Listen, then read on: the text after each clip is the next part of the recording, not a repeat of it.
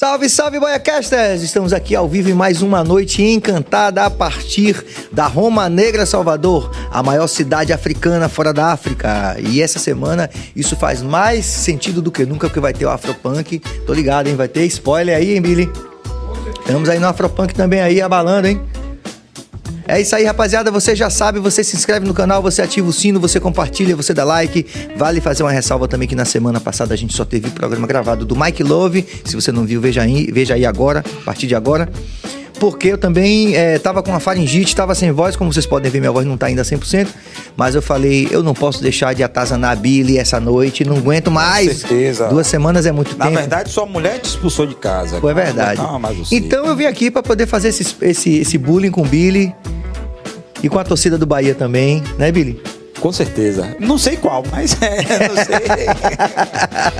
Não sei qual. É isso aí, rapaziada. Você já sabe, aqueles corre todos. Se inscreve no canal, ativa o sino, compartilha, dá like. Se você fizer isso, você não vai fazer diferença nenhuma na sua vida, mas vai fazer uma diferença grande no crescimento do nosso canal, pelo qual já agradecemos aí. E vocês podem fortalecer, porque também você vai fortalecer o corre desses convidados, convidadas e convidades, por que não? Que tem feito das nossas noites muito mais agradáveis e muito mais inteligentes. Essa coisa do neutro deu confusão, né, Billy? Vai ter outros... Rapaz... Outro react? Vai ter, tem que ter, né? Agora, sexta-feira também vai ter uma coisa que vai ser pancada, né? Mande logo, hein? De sexta-feira, a gente vai trazer uma mãe de santo, né? Vamos trazer um pastor evangélico batista... Roberto Amorim, que já esteve aqui, mãe Márcia. Sim. E um sheik islâmico. Opa! Exatamente. Então, vai ser os 3 aqui sentados com você, conversando, trocando uma ideia. Aliás, mãe Márcia já me disse, não existe intolerância religiosa, existe racismo religioso, então... Vamos que vamos, é isso aí. O negócio vai... Essa bancada aqui vai continuar, rapaziada. Vocês já sabem, né? Durante todo o processo eleitoral aí, teve gente que não gostou, teve gente que gostou, teve gente que achou que estava certo. Mas agora estamos no Brasil ano 0, né? Então agora a gente vai realmente fazer tudo que a gente sempre fez. Exatamente. Voltando, né? Voltando. Tudo novo de novo. Também mandar um salve aqui para Walterson Cabeça no comando dos botões analógicos e digitais.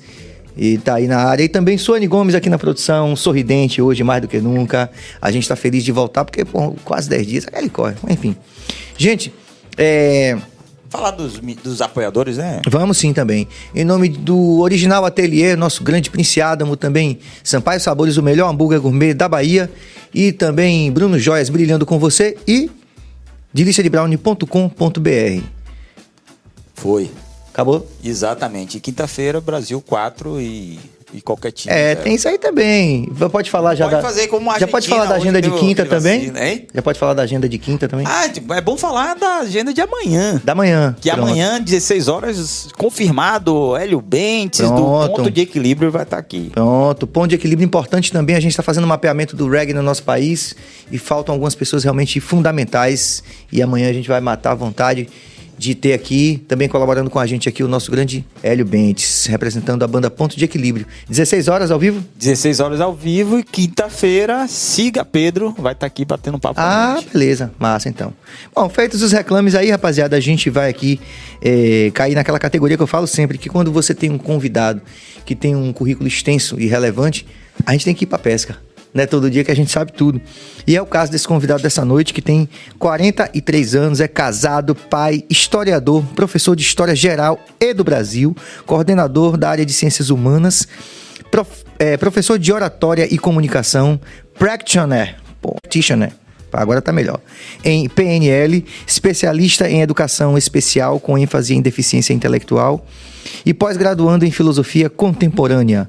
Ele é um cara altamente motivado, apaixonado por música e que tem como missão ajudar as pessoas a se reconhecerem como protagonistas das suas próprias histórias. Eu tô aqui com o nosso, esse é verdadeiramente nosso, Igor Mascarenhas. Salve, salve, Serginho. Que coisa boa estar aqui com você. Depois de uma edificação dessa, eu já tô aqui me sentindo ainda mais em casa. Pô, você tem uma história. Você tava na Católica ali naquele processo lá que tinha aqueles shows de maluco lá que a gente tocava? Tava na Católica. Inclusive, por falar em questão de comunicação, é interessante que há 20 anos, na minha calorada, o Adão Negro, você tocou. Então é interessante que eu me lembro como se fosse ontem, você ali, pôr do sol, Adão Negro, sucesso. E, inclusive, agradeço o fato de você fazer parte da minha memória afetiva. Sim, isso é massa, é né? bem legal e foi um tempo muito bom, assim. A história, inclusive, foi muito importante para o desenvolvimento da minha comunicação. Afinal de contas, são 20 anos de sala de aula. E é interessante, Serginho, que eu comecei... Essa cara de menino? É, cara de menino. 20 anos de sala de aula e nunca saí. Entrei no primeiro semestre, inclusive foi o grande laboratório para o desenvolvimento da minha comunicação. Sim. Aquela ideia de aprender fazendo. Sim. Mas aí depois eu percebi que coisas que eu fazia paralelo estava me preparando para me tornar quem eu sou hoje. Eu sempre digo que hoje, com 43 anos, eu sou a melhor edição de mim mesmo. Sabe? Massa isso. Quando eu me olho, já sem aquele topete, sabe? Já com a pele mais ressecada, com certeza aquele menino de 18 anos se orgulha muito do homem que eu me tornei. Sim. E aquela vontade de querer se tornar melhor.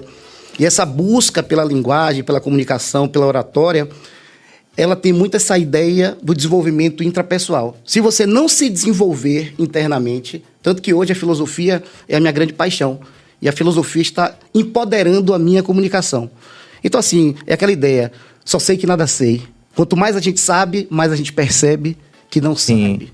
Muito massa. Eu gostaria de dizer que eu já conheço o Igor há mais de 20 anos, ele já tinha 43 anos. Né? Pare com isso.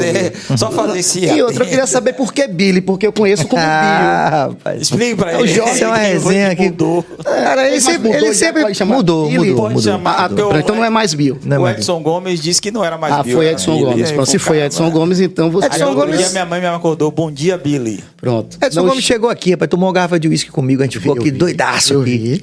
E foi uma entrevista fantástica, histórica, né? Sim. E o resultado foi que ele, tomando uísque, a gente curtindo aqui, dando risada, ele não acertou dizer Bill, não. Ele disse, é Billy. Aí disse, não, é Bill. Ele disse, não, agora vai ser Billy. Aí pronto, quem vai dizer? Quem vai dizer que não é mais?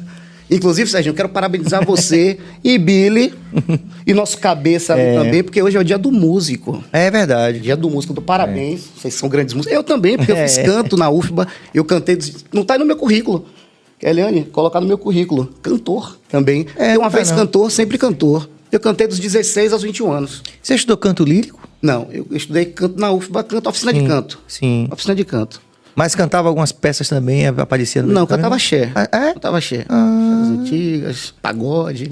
Tinha uma bandinha chamada Suíte do Samba, o doce do momento. Chup-chup, Beleléu, Manati, Lagoa Mar. É, uma história... Inclusive, toda essa... Aí você vê, Serginho, que todo esse processo que eu passei me fez entrar para a área da comunicação, da oratória. Porque hoje muitas pessoas falam assim, Igor, você tem o dom... Eu falo, peraí, não é o dom. É um processo árduo. Karnal, inclusive, ele fala isso. Muitas pessoas chegam para Karnal, para Cortella. Rapaz, você tem o dom. Você sabe quantos livros eu li? Sabe quantos cursos eu fiz? Quantas palestras eu dei? Porque é interessante, quando hoje eu coloquei para os meus amigos, né, a questão do que a gente ia fazer hoje aqui. Teve um amigo meu que falou, Igor, quem diria você tão tímido na infância se tornou um professor de oratória? E é interessante, Serginho, que os tímidos, quando eles entendem a sua timidez... eles se tornam alunos melhores no sentido do desenvolvimento pessoal. Sim. Você, por exemplo, é um expert na comunicação. Eu não sei o seu perfil. É interessante que até na questão da morfologia hoje, a gente consegue entender a comunicação da pessoa. Por exemplo, tem aquele esquizoide. O esquizoide, ele tem, geralmente, um corpo mais mirrado e uma cabeça maior. E esse processo se dá na fecundação e no desenvolvimento também do feto. Porque tem uma questão de um fluxo maior de sangue na cabeça, e aí tem o esquizoide. Tem, por exemplo, a questão do oral. Eu, por exemplo, sou muito oral. Eu sou um comunicativo. E aí o que acontece? Isso é na hora do desmame. Aí você pega o psicopata, que tem uma linguagem completamente diferente desse psicopata que a gente pensa, que também é um quadro que, através da morfologia, você entende a comunicação da pessoa. E aí vem a questão do sadomasoquista e do rígido. Então você vê que a ciência hoje, a neurociência, ela desenvolveu tanto que a gente consegue hoje ampliar essa percepção e se tornar pessoas melhores. Sim. Porque se você quiser se tornar uma pessoa mais comunicativa, tem como. Hoje tem cursos, hoje tem livros. Eu, por exemplo, aprendo muito vendo. Eu sou muito visual e muito auditivo. Eu gosto de ler. Mas num podcast, por exemplo, eu aprendo tanto quanto num livro. É uma habilidade minha. Eu consegui fazer esse diagnóstico. E que bom que a gente chegou a essa consciência, né? Que existem formas de aprender diferentes e tipos de inteligência diferentes também, né? Como você falou. E como é que eu chamaria cada um desses tipos que você elencou? Múltiplas. Aí você está entrando no contexto das múltiplas inteligências. Sim. Aí tem um psicólogo de Harvard chamado Gardner. Porque antigamente, quando você pensava em inteligência, no QI... Você lembra de Forrest Gump? Do contador de histórias? Sim, lembro. Lembra que chamava ele de idiota? E ele falava, a mãe falava, não, meu filho, idiota quem faz o quê? Idiotice. Mas naquela época, a inteligência era mensurada através de 2 aspectos. Racional e linguístico. Hoje entende-se que é mais amplo. é muito mais. Por exemplo, nós temos uma habilidade, uma inteligência que algumas pessoas não têm, que é a musical. Sim. A espiritual é uma inteligência. Você pega a intrapessoal ou a interpessoal. É meu celular. É o seu? É o meu, eu já desliguei aqui. E o intrapessoal. Sim. Então, quando você pega o sinestésico... Então, entende-se... Hoje, por exemplo, eu sou professor. Eu dou aula, principalmente para meninos ali de 17, 18 anos. Mas no curso de oratória, eu tenho alunos com 68 anos. Que com maravilha. 70 anos. Com 50 anos. E é interessante você perceber as múltiplas inteligências. Então, mas Que era uma coisa que a gente não tinha tanta Não consciência tinha há tanta um certo consciência. tempo, né?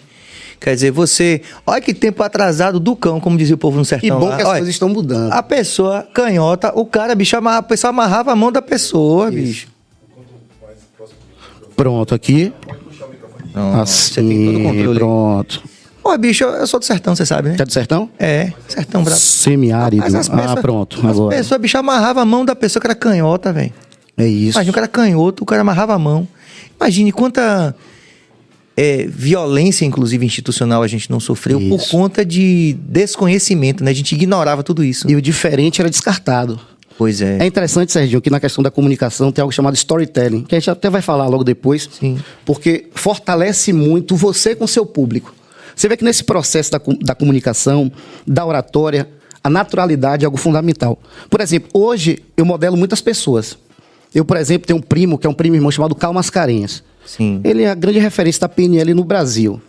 E ele foi um cara que ele sempre me educou, ele sempre cuidou de mim. É o irmão mais velho. Sim. Mas só que ele é ele, eu sou eu. Então as pessoas, elas querem reproduzir o que o outro faz. E acaba gerando uma frustração muito grande. Tem pessoas, eu nunca vou ser um Serginho. Por que eu não vou ser o Serginho? Porque você é você e eu sou eu. Hoje, por exemplo, tem... E Billy é Billy. E Billy é Billy.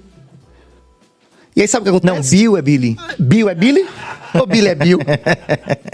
E aí, nesse contexto, por exemplo, hoje tem 4 figuras que eu modelo muito.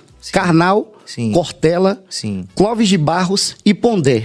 Certo. São pessoas mais velhas, estão ali já com seus 60 anos, 70 anos, são filósofos, são historiadores, são comunicativos.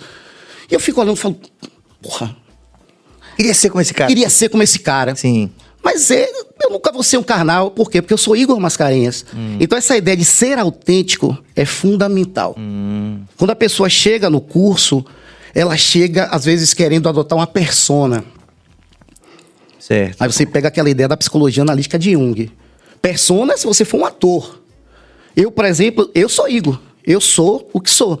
É claro que você tem aquela questão da flexibilidade comportamental. Por exemplo, no dia da proclamação da República, a gente faria aqui um podcast sobre a proclamação da República, né? No feriadão. Aconteceu a questão, né? Que você teve um problema de voz. Sim, mas isso. seria um tema completamente diferente. Perfeito. Hoje eu estou aqui falando de uma outra coisa que exige da minha mente um outro processamento. Então, isso é uma habilidade na comunicação. Sim, perfeito. Agora, é interessante você falar sobre isso porque você falou de quatro nomes assim que são muito... deixa eu ver se eu consigo expressar isso. Eles são muito evocativos de uma certa consciência nacional hoje, inclusive política, ideológica, né? Sim. Todos esses. Eu adoro todos. O que eu tenho mais dificuldade de me relacionar é o Pondé. Sim. Né?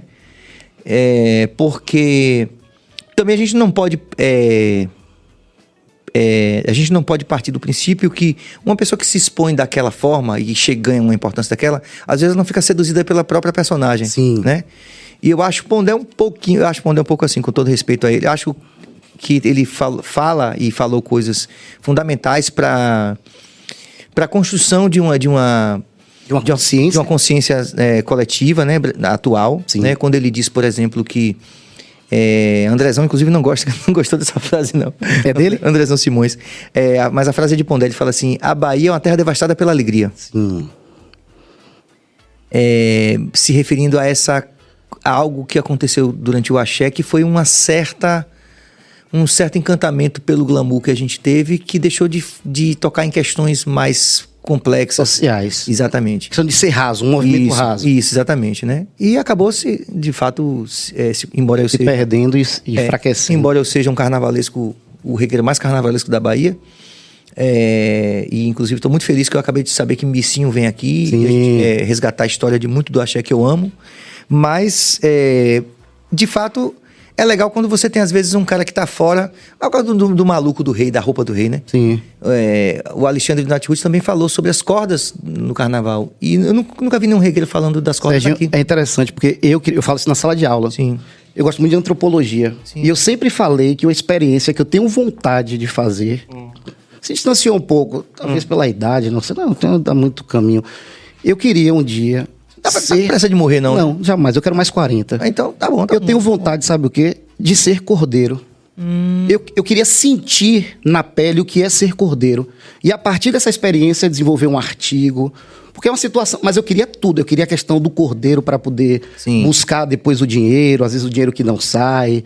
A questão da invisibilidade...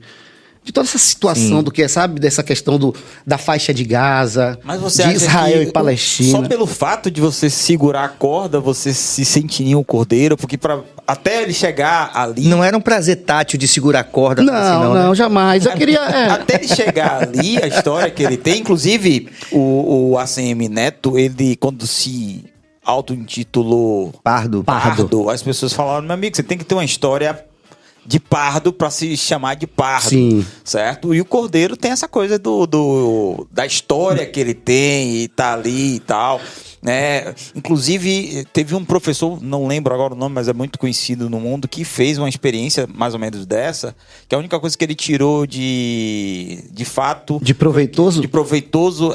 Ele era o maior professor da faculdade, e ele se vestiu de faxineiro e ficou 2 semanas e ninguém percebeu que era o professor, a sumidade do mundo todo. Né? A única coisa que ele percebeu que ele era invisível quando ele se vestia de faxineiro.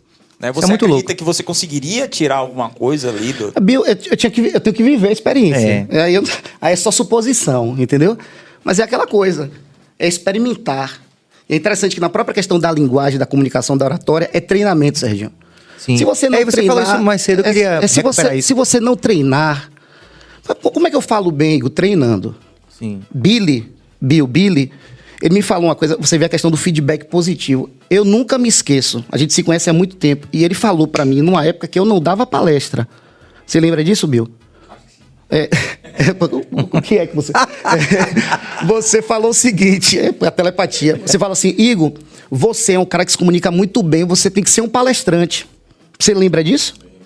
Falo, em uma época... Quando você não era? Que eu não era e não pensava nisso. Mas as circunstâncias da vida me colocaram nesse contexto. Sim. Hoje, por exemplo, eu dou palestra para instituições, para empresas. A empresa me contrata, eu vou lá e dou uma palestra.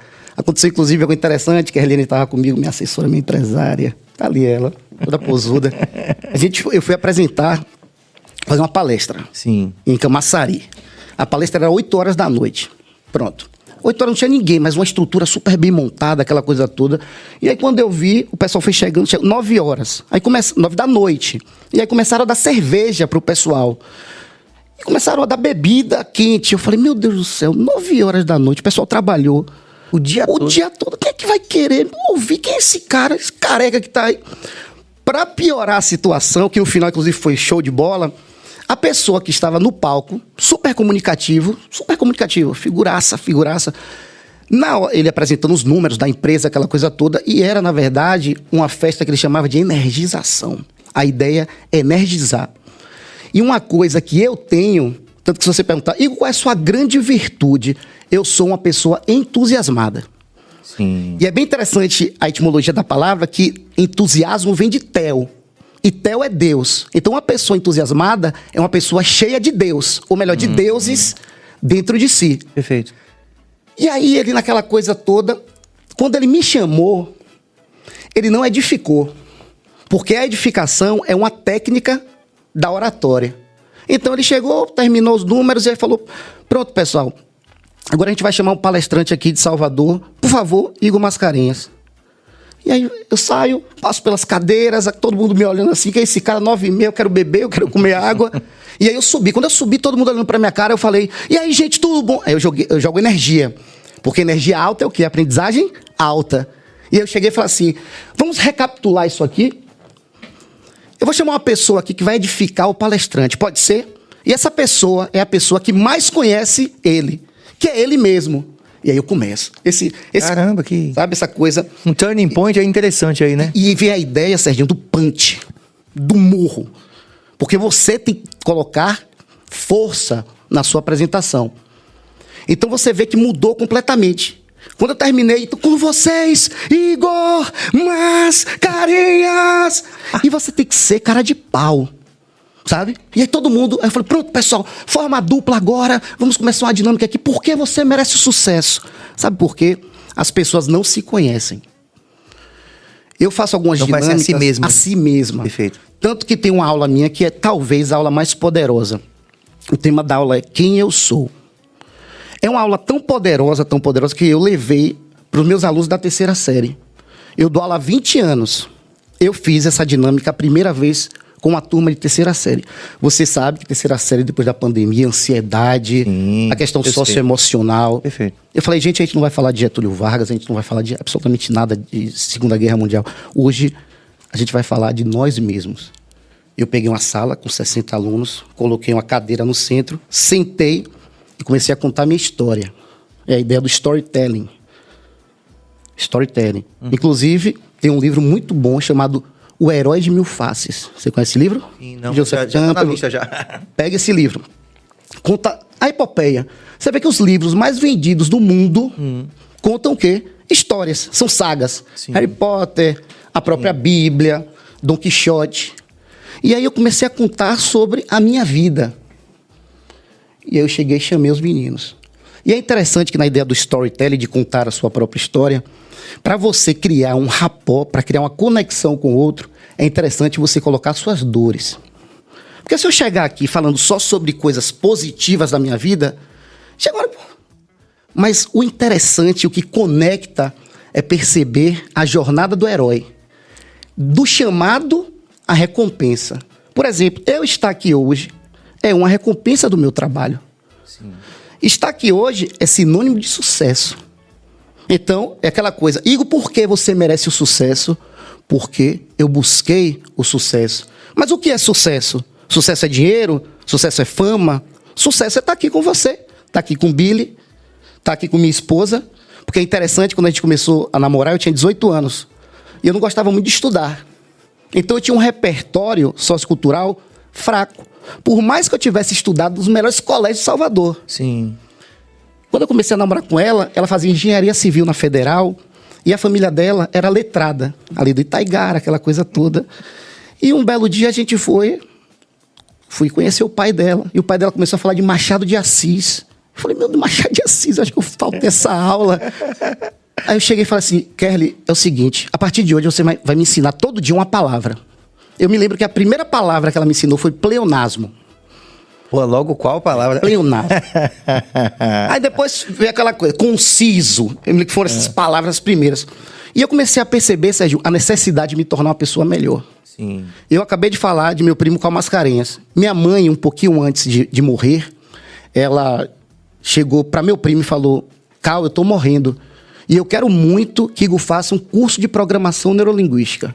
Eu com 18 para 19 anos de idade. Caramba. E esse curso mudou completamente a minha vida. Tanto que depois eu comecei a enxergar o valor do estudo. Eu passei em várias faculdades, escolhi fazer história. E eu falei, eu vou me tornar um professor diferenciado. E hoje eu bato no peito e digo, poxa, sabe, a questão da projeção. Sim. Eu hoje dou aula em bons colégios, eu tenho reconhecimento dos meus alunos, eu tenho muitos colegas que estão ali inseridos com o meu trabalho. Claro que eu sei que eu posso muito mais, mas hoje eu me orgulho do processo, sabe? Então, tudo isso é graças à comunicação. E a comunicação vem de dentro para fora, e não de fora para dentro, sabe? Já tá rolando interações aqui, Fernando Tadeu de Stop. Fernando Tadeu, aí já foi meu instrutor. Graça Ribeiro de Oliveira, massa, grande professor. Que massa, legal isso, né? É, demais. E, Serginho, eu sou professor, sabe? Helena Papst. Grande professor Igor. Colega muito minha. competente. Parabéns. Isso, grandíssima professora. Tem um educador chamado Rubem Alves. Você deve conhecer, Rubem Alves. Sim. Antes de ser professor, Serginho, ele falou uma frase que me impactou muito. O professor é, acima de tudo, um ser generoso. Sabe por quê? Porque eu, Billy, que é professor também, a gente aprende com o intuito de passar o nosso conhecimento. Sabe a ideia da generosidade intelectual? Sim, perfeito. Você aprende para poder passar. Sabe a ideia da humildade intelectual? Se eu não sei, eu quero aprender com você. Sabe a ideia da ética intelectual? Eu vou fazer o que eu falo, o que eu ensino. Então é bem interessante nesse sentido, desse autoconhecimento, dessa busca. Você vê, por exemplo, gestos e expressões faciais. Você está vendo como você está? Você não está aqui assim? Eu estou conectado com você, tá?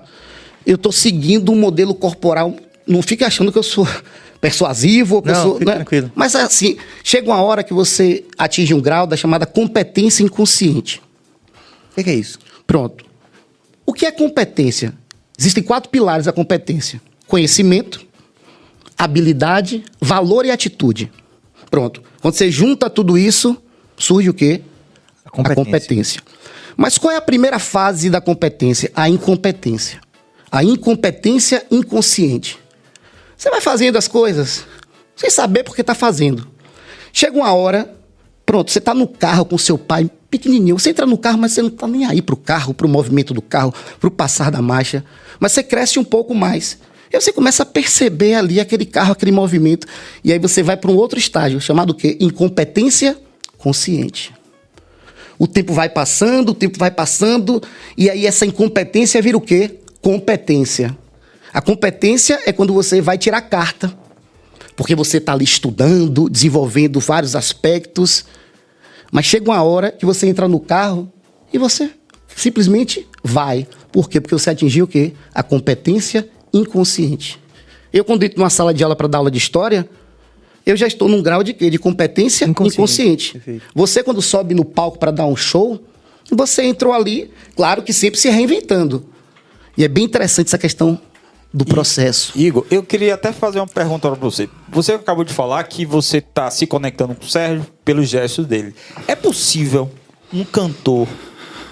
porque eu sei que existe a questão da body language, certo? É possível Da linguagem corporal. Um cantor... um cantor... Você traduza, viu, Bill? É possível um cantor... não sei se orquestrar, certo? Todo o seu público pelos gestos dele. Pronto. Fazer essa conexão. Boa pergunta. Serginho, vou fazer aqui uma experiência com você. Bora. Tudo bem? Você vai fazer o seguinte aqui. Faça assim. Assim. Tá? Bora, pra esquentar. Aqui tá friozinho. Esquenta. Bota aqui assim, ó. Mais pra cá, certo? Foi? Foi. Tá indo? Tá. No meu comando, certo? Tá. Coloca a mão agora na testa. Peraí. Peraí. Você entendeu? Você tá entendendo? Ou seja, o comando da oralidade, ele ficou... O que suplantou foi o quê? Foi o comando do não verbal. Então, quando o Bill vem com essa ideia do comando através da fisiologia, teve um estudo na década de 60 que virou uma referência, que é o chamado 55-38-7. É um iraniano, Albert, estudou, trabalhou em Massachusetts, em Harvard, aquela coisa toda, e ele desenvolveu um estudo comportamental. E ele chegou à conclusão que 55% da comunicação é não verbal. Ou seja, numa palestra, quando eu faço isso, 99% das pessoas colocam a mão na nuca. Mas eu peço o quê? Que coloque a mão na testa. Você está entendendo? Por quê? Porque eles estão conectados com o meu corpo. Sim. Perfeito. Sabe aquela coisa da Mulher Maravilha? Como é da Mulher Superman? Qual é a posição? Não, ela foge com o Superman, né? Não, mas... A música não diz isso. Inclusive é interessante com relação à Mulher Maravilha, porque quem criou a Mulher Maravilha foi o criador do método DISC, que é um dos melhores métodos de mapeamento do comportamento humano. Show de bola. Criou também o detector de fiz a mentira. anedota, mas continue. Mas o que acontece? Você vê que o Superman e a Mulher Maravilha, eles ficam numa posição corporal, com peitos estufados, Sim. que isso aciona substâncias neuroquímicas, serotonina, endorfina, Sim. GABA. Então isso empodera. Se eu chegasse para você, por exemplo, e dissesse assim, Serginho, fique praticamente deitado nessa cadeira com a cabeça para baixo e comece a pensar em coisas positivas. Eu boto uma musiquinha de fundo, aquela coisa. Pronto, você vai resgatar, mas vai ser difícil, porque você vai estar numa posição meio que prostrado. Sim. Agora, se você muda, se você está aqui, olhando para cima, e eu peço para você pensar em coisas positivas, a sua mente trabalha de forma diferente. Ela consegue resgatar de forma mais impactante. Então, perceba como o corpo fala. Mas eu falei para você, 55% é linguagem o quê? Não verbal. Você fala, certo, Igor. E os 38%? Você acha que é o quê? Você sabe? Não? Tom de voz. Tom de voz. Você vê, a gente está conversando aqui. A gente não oscila o tom? Sim. A gente sobe, a gente desce. Pois bem, 38% é tom de voz. Você vai para uma palestra e a pessoa fica só num tom de voz. Só num ritmo de voz. O que acontece com essa palestra? Ela fica o quê? Monótona. Então é fundamental que você faça variações. Isso é desafiador. Eu fiz uma capacitação, Bill, em um colégio para professores, porque não se ensina professor a falar. É verdade, eu estava a ponto de dizer. Não ensina advogado a falar. Hoje eu tenho vários alunos que são advogados.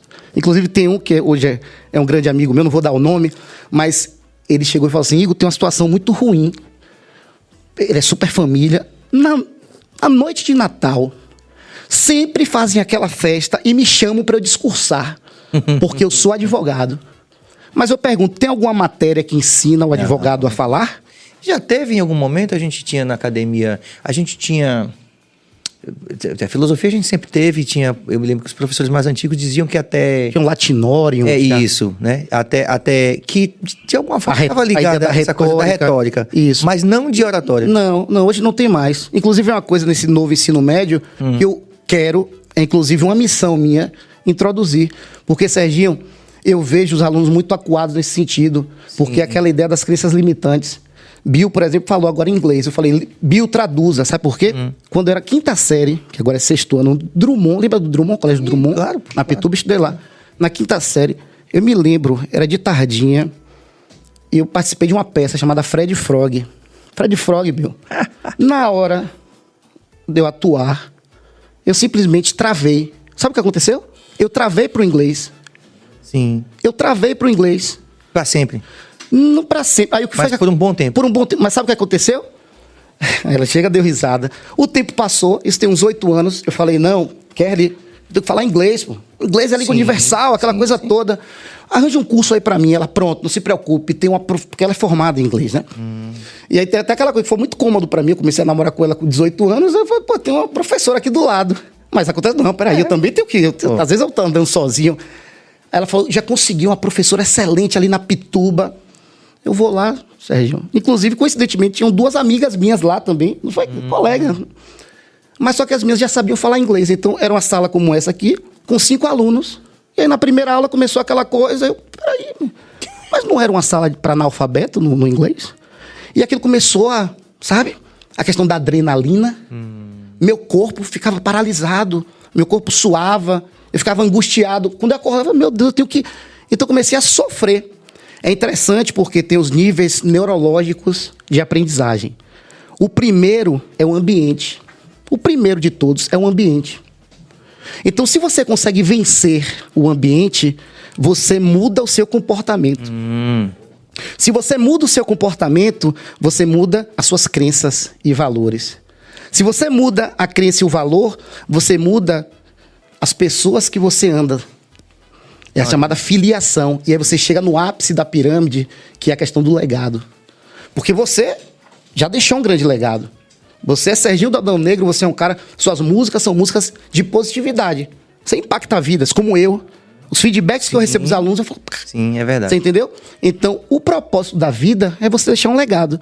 É que nem no México, a gente foi pro México uma época, foi bem na época da Festa dos Mortos. Sim. Lá, inclusive, tem Viva a Vida é uma Festa, sabe aquela animação? As pessoas só morrem quando são o quê? Esquecidas.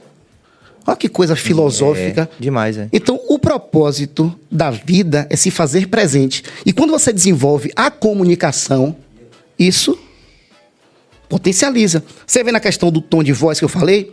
Tom de voz, 38%. 7% é a palavra. Então, nós estamos aqui nos conectando através da palavra. Mas tem muito mais do que isso. Porque nós temos 93% da linguagem Que não são palavras. que não são palavras. Por exemplo, o português hoje tem aproximadamente 400 mil palavras.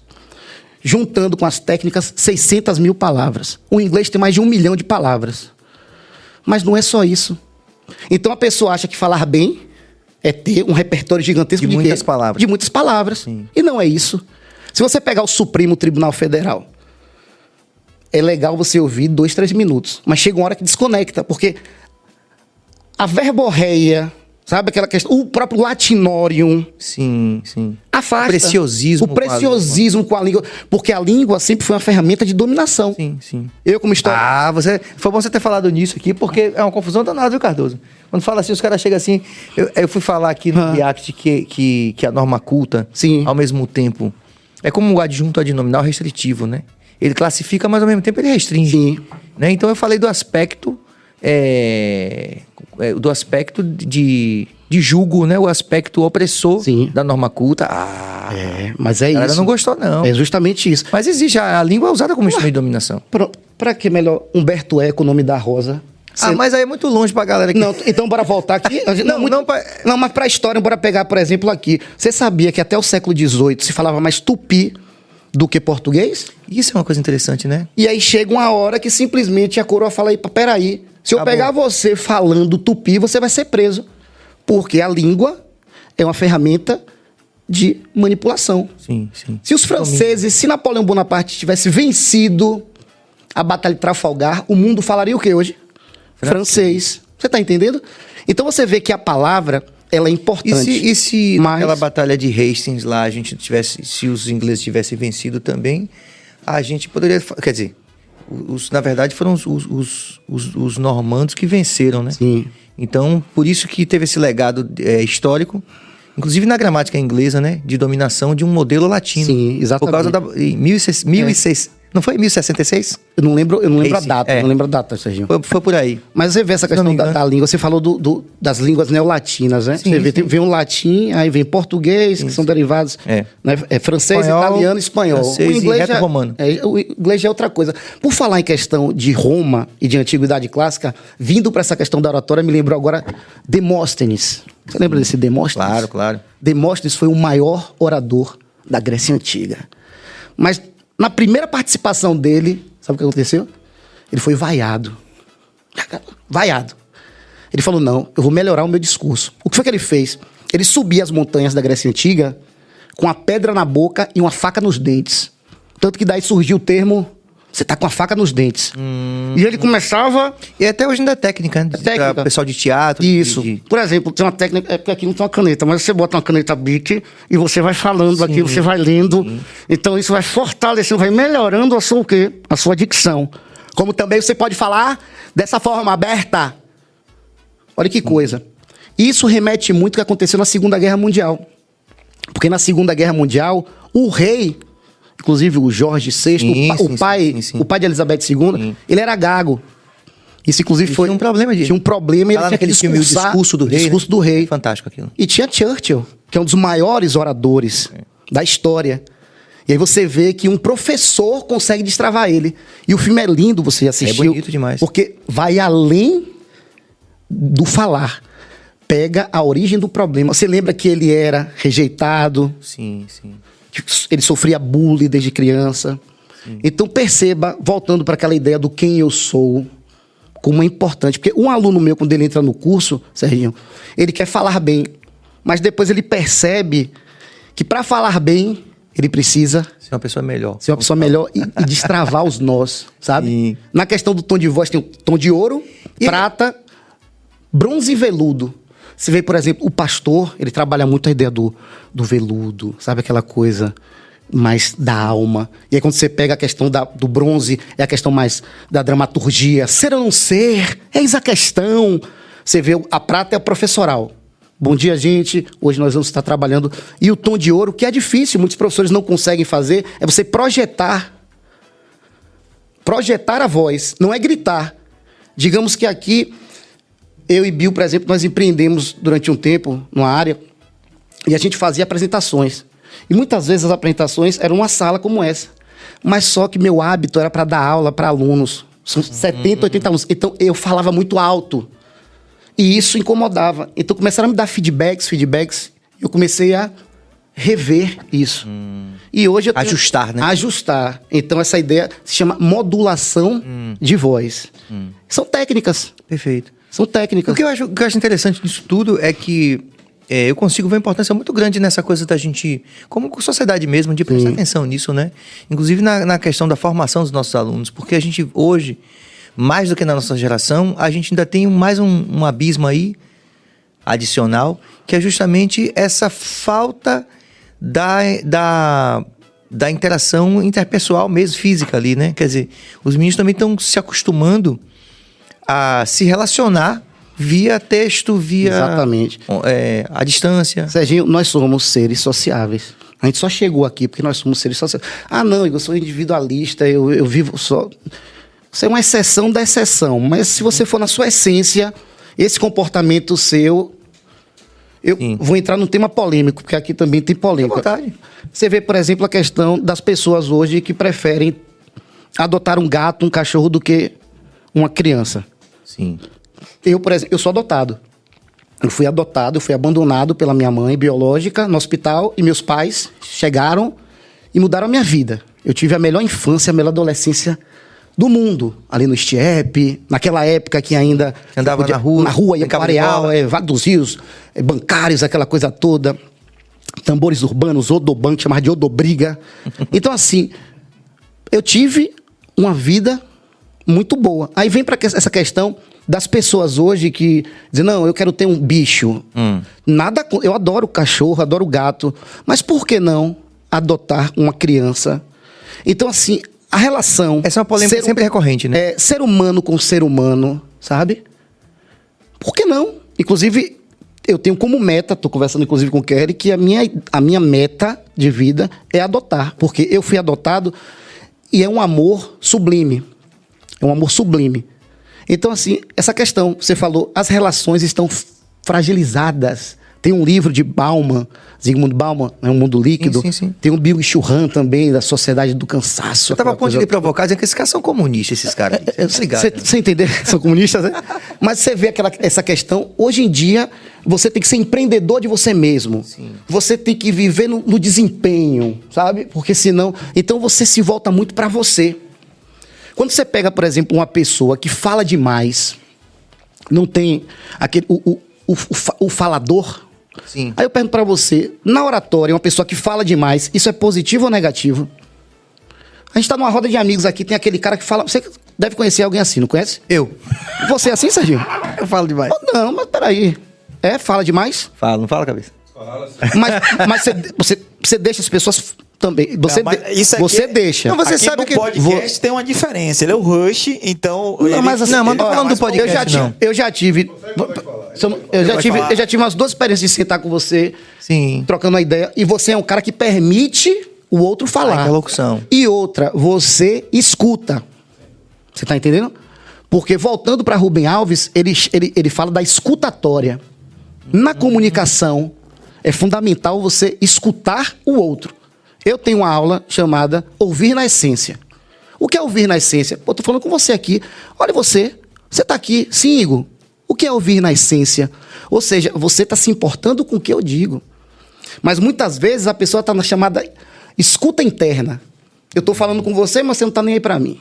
Você tá entendendo? Você não tá nem aí pra mim. Sim. Tem uma escuta que é importante, que é 360 graus. A gente tá aqui, mas a gente tá vendo aqui as pessoas, ouvindo as pessoas. Então, mas as pessoas precisam ouvir as outras. Eu tenho, por exemplo, alunos que são super versáteis, aquela coisa toda, mas quando sobe no palco, fala. Calma, segura a onda. Porque tem que filtrar isso. Então você vê que a questão da oratória é muito sutil, é muito técnico, sabe? E desde o começo que eu tô querendo lhe perguntar isso, mas ao mesmo tempo também, como tá desenvolvendo, eu tô aprendendo bastante, eu tô deixando fluir. Mas no começo, a gente tava nessa perspectiva de investigar se é uma técnica, porque as pessoas falam, ou um dom. Sim. Né? Lembra disso? Sim. Porque normalmente as pessoas se referem a uma grande capacidade, qualquer que seja, de alguém como dom. Sim. Né? E aí a gente fica nessa coisa dessa investigação que nunca termina, né? Mas, Serginho, é dom ou é esforço? Quer ver uma coisa? Você se tornou o cantor, o guitarrista, o compositor. Por quê? Você se esforçou? Você trabalhou, você lapidou, você forjou a espada.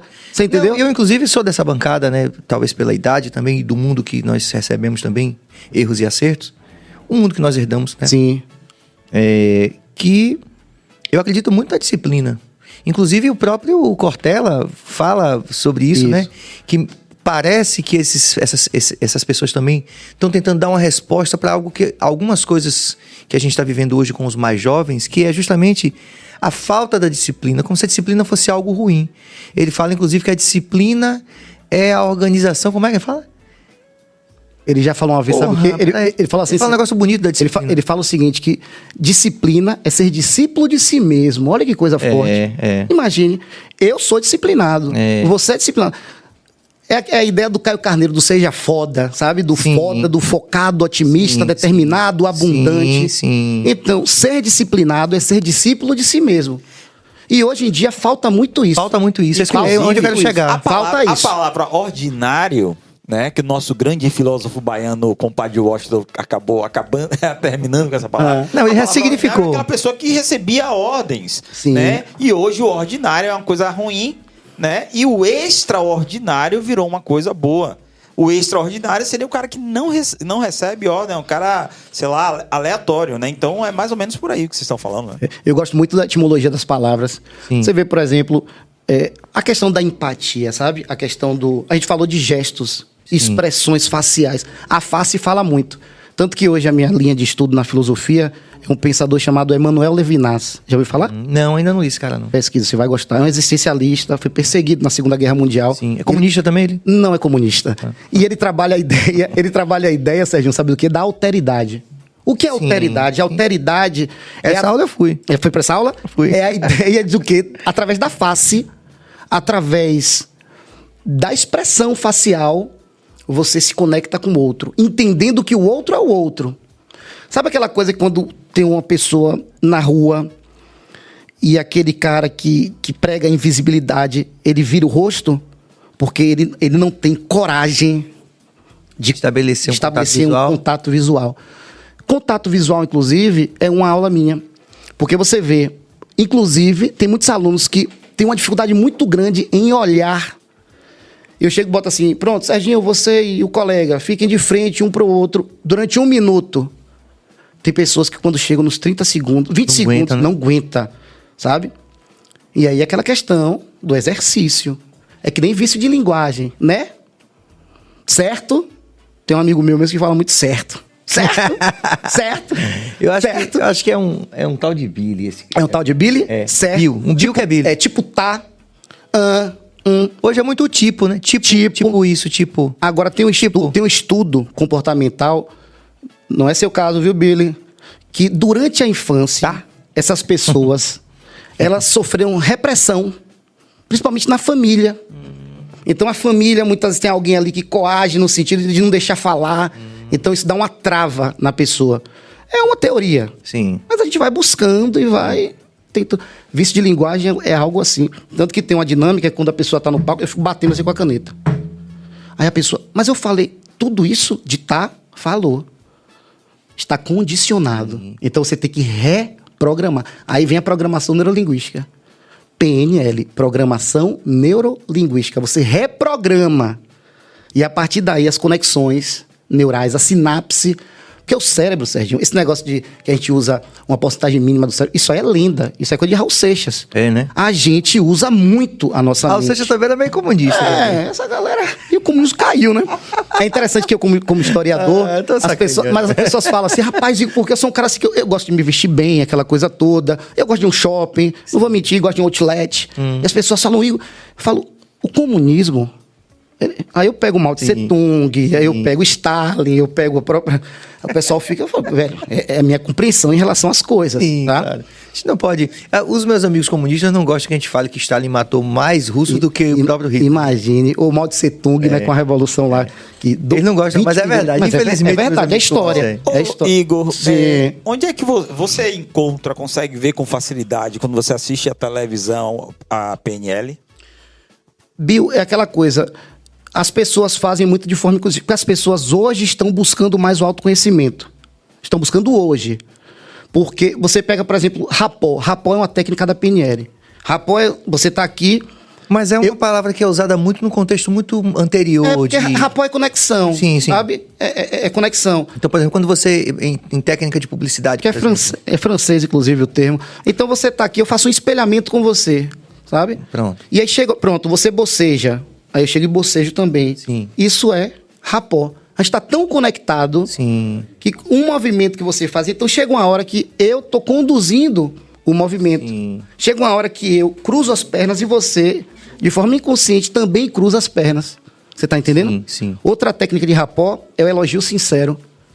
Eu, por exemplo, Serginho, posso chegar aqui e dizer assim, é uma honra para mim, uma honra estar aqui com você. Porque eu estou diante de um dos maiores músicos, de um dos maiores artistas do Brasil. Esse é você. E eu tenho certeza que você sabe qual é o seu propósito, qual é a sua grandeza. Você é isso. E ninguém vai tirar isso de você. É, de fato. Você percebeu que partiu de mim um elogio sincero? Sim. Isso é bom. Gosto disso também. Isso é bom? Eu gosto de exercitar. Não, eu tanto acho bom que eu gosto de exercitar muito isso, né? Até falando de Andrezão de novo. E Andrezão falou assim, você tem uma característica que você... gosta muito, ele fala assim, você é muito generoso. Sim, generosidade. Porque eu, por algum conjunto de razões, eu nunca achei que elogiar o talento e a capacidade do outro me diminuía em algo. Nunca. Eu nunca. Sim. Por algum conjunto de razões. A gente pode fazer, talvez, aqui uma imersão, qualquer coisa assim dessa natureza, uma análise. Mas, de fato, eu exercito isso de uma maneira muito consciente no dia a dia. Então, por exemplo... Eu vi Tom Zé, por exemplo, falando o seguinte, ele disse assim, chegou o Sampaio Sabores, obrigado, Suane Gomes. É a janta, é? Chegou o Sampaio Sabores, o melhor hambúrguer gourmet da Bahia. É quentinho, Sérgio. Os caras são bons. O negócio aqui não é fake, não. Fica à vontade aí pra comer. Aqui, hein? Tem convidado que depois leva pra casa. A gente ia celebrar depois a ocasião na churrascaria, mas eu acho que depois disso aí, não vai ter mais churrascaria, não. Aí, o Tom Zé fala uma coisa interessante assim, ele fala assim, rapaz... Uma vez perguntaram ele assim, sobre o Charlie Brown. Sim. Charlie Brown. Aí, Tom Zé, e Charlie Brown? Ele falou, rapaz, eu não conheço. Mas não é porque eles não mereçam, não. É porque eu trabalho muito e realmente é muita coisa. O Spotify hoje, você vê, tá lançando 1 milhão de músicas todo dia. Sim. Todo dia tá lançando 1 milhão de músicas. Então, você não tem... Uma pessoa não tem condição de ouvir 1 milhão de músicas, né? Então, você tem que filtrar isso. Exatamente, né? No céu, além de nuvens, há infelizes enfadados de informação, isso. Né? Tem isso. E aí Tom Zé completa dizendo o seguinte, olha, mas como eu não conheço, eu tenho uma coisa comigo que é, se eu não puder falar bem, mal também eu não falo. Exatamente. Então, por uma questão que pode ser lida como espiritual, pode, entendeu? Mas eu digo sempre assim, se me apresentam qualquer coisa, eu procuro ver o que tem de aspecto lado positivo ali. Eu faço isso assim como uma questão assim, de... visão de mundo, não sei. Sim. Eu sei que eu acho interessante fazer isso. Altruísmo, eu acho que a gente, e o brasileiro, de uma forma geral, você percebe muito isso na internet, que a gente, repare isso, as pessoas, quando você vai para sociedades que estão mais equilibradas, desenvolvidas em desenvolvimento humano maior, pô, o cara faz lá um vídeo, pô, a pessoa tem consciência que o cara gastou tempo para fazer o vídeo, para editar, e valoriza assim, o processo. Parabéns, que legal, sabe? Sim. Assim, muito cedo eu comecei a fazer isso, assim, e acho que é uma forma legal de fazer. Gentileza. Porque não diminui. Eu digo a todo mundo, você não precisa meter a perna para derrubar o outro, para você fazer sucesso. Agora, sabe uma coisa interessante? Sim. Tem muitas pessoas que não aceitam elogio. Sim, Que porque a gente também não é treinado. Não, justamente. Aí vem a questão de autoestima. Porque um dos grandes problemas hoje na comunicação e na oratória é a baixa autoestima. As pessoas, elas não acreditam nelas mesmas. Sim, sim. E aí vem a questão das crenças limitantes, Sim, sim. a questão dos gatilhos. Então você vê, poxa, Igor, para me tornar um artista da fala, um expert no bem falar, Sim. você tem que fazer esse diagnóstico. Porque, por exemplo... É de certa forma terapêutico. minha esposa, por exemplo, falou assim, Igor, se fosse eu não queria que ninguém visse. Já no meu caso, eu quero que todo mundo veja. Você entendeu? Sim. Porque estar aqui é algo para mim que... Sim. E mostra muito do meu processo. Da ideia do apaixone-se pelo processo. Então eu quero que as pessoas vejam. Quando a pessoa fala assim, poxa, Igor, você é um cara... Obrigado, eu sou. Eu sei que eu sou. Eu fiz por onde para chegar onde eu cheguei. Aí, tanto que é interessante a ideia do pré-julgamento. Eu, por exemplo, sou uma pessoa que, assim, eu gosto de botar o melhor perfume quando eu acordo. Eu sempre penso... Vai ter gente que vai dizer, Igor, isso é futilidade. É na sua cabeça, na minha não. Tanto que a minha ideia é vestir-se para o sucesso. Vista-se para o sucesso. Vista-se para ser ouvido. Porque nós somos seres visuais. Sim. Muito pré-julgamento você faz no visual. Sim. De forma, Sim. sabe, instintiva. Então, o que acontece? A pessoa até brinca, rapaz, Igor... Eu acho muito fascinante essa coisa do vista-se pro sucesso. Vista-se para o sucesso. Sabe por quê, Serginho? Eu, por exemplo, eu vou numa loja hoje, que a loja tem uma costureira. Quando eu compro essa calça que eu estou usando, por exemplo, ela estava sobrando pano. A costureira foi lá, com alfinete. Eu falei, então, eu quero que diminua a boca dessa calça. Sim. Ajustou. Ajustei. O que acontece? Vocês... É a ideia da estética. Sim. É a ideia de algo linear, simétrico. E a gente vem para a ideia da arte greco-romana. Sim, a ideia de simetria. Tá. Então, isso é um instrumento de conexão. Simetria é beleza. É beleza. É. Você pega, por exemplo, o homem vitruviano, a ideia de simetria. Sim, perfeito. Então, o que acontece? Tem pessoas... Inclusive o Roger Scruton também, que é artista e crítico de arte, né? Sim. E filósofo também, facilmente identificável do mesmo jeito que o Jordan Peterson como uma pessoa de direita. Sim. Quando ele fala dessas coisas, por exemplo, do urinol lá, que não sei o que aquilo não é arte e tal, a galera fala, pô, esse cara é de direita, não sei o quê. Mas eu consigo acompanhar esse raciocínio, assim, nesse sentido de com uma coisa não necessariamente ideológica, de que a simetria é beleza. Sim, é. Continue. É, porque beleza é algo muito relativo, né? É, sim, mas essa beleza ocidental. Então, Sim, assim, sim. se é um instrumento que potencializa... Eu me conecto com meus alunos, por exemplo, através do vestir. Eu uso um Vans. Sim. Porra, Igor, tu até de Vans. Tá de Vans? Tá de Vans? Tá de Vans também. Aí, tiozão de Vans, aquela coisa. Eu uso Vans. Então, me fala, rapaz, Igor... O rapó, né? Rapó. Identificação, sim. Eu sei o que é K-pop, o que é BTS, o que é... Sim. Eu preciso, é questão de sobrevivência. E aí a pessoa fala, poxa, mas isso é futilidade. Não é futilidade, isso é expertise na conexão. Se eu lido hoje com meninos de 17, 18 anos, eu tenho... Claro que eu não vou virar um adolescente, mas eu tenho que entender o que fascina. Porque eu estou me vendendo ali. Quando eu estou ali, eu quero que o menino olhe para mim e fale, poxa, eu quero ser igual esse cara. Sim. Você entendeu? Uma referência positiva. Você consegue entender hoje os influencers digitais, por exemplo? Você consegue dizer assim, eles usam por que tal eles fazem técnica? sucesso? Porque você fala assim, pô, o cara tem não sei quantos milhões de seguidores, você consegue analisar cientificamente como é que esses caras conseguem se conectar a tanta gente? Bill, quer ver uma coisa? Carlinhos Maia. Carlinhos Maia, por exemplo, ele simplesmente não faz um stories e solta. Existe toda uma ilha de edição. Pronto, você quer ver... Tem pessoas que quando vão gravar um vídeo, as pessoas olham para a tela, não olham para o quê? Para a câmera. Para a lente, né? Você tá entendendo? Então, quando você olha ali, a pessoa ela não está conectada com o outro. Então, são pequenos detalhes. Pequenos grandes detalhes. Pequenos grandes detalhes que fazem a diferença. E esses grandes influenciadores, existe por trás todo um suporte.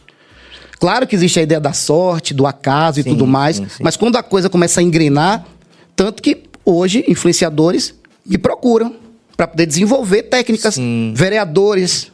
Eu tenho um aluno que é pastor, que é vereador, que é digital influencer. Por quê? Porque eles entendem que a ferramenta precisa ser o quê? Potencializada. Você vê contato visual. Sim. Você, por exemplo, está com um óculos escuro, aquela coisa toda. Então, bloqueia um pouco o nosso contato visual, mas eu consigo ver Sim. o seu olho, tá? Você está conectado comigo. Eu, quando estou conversando aqui com você, Serginho, é uma conversa de camarada.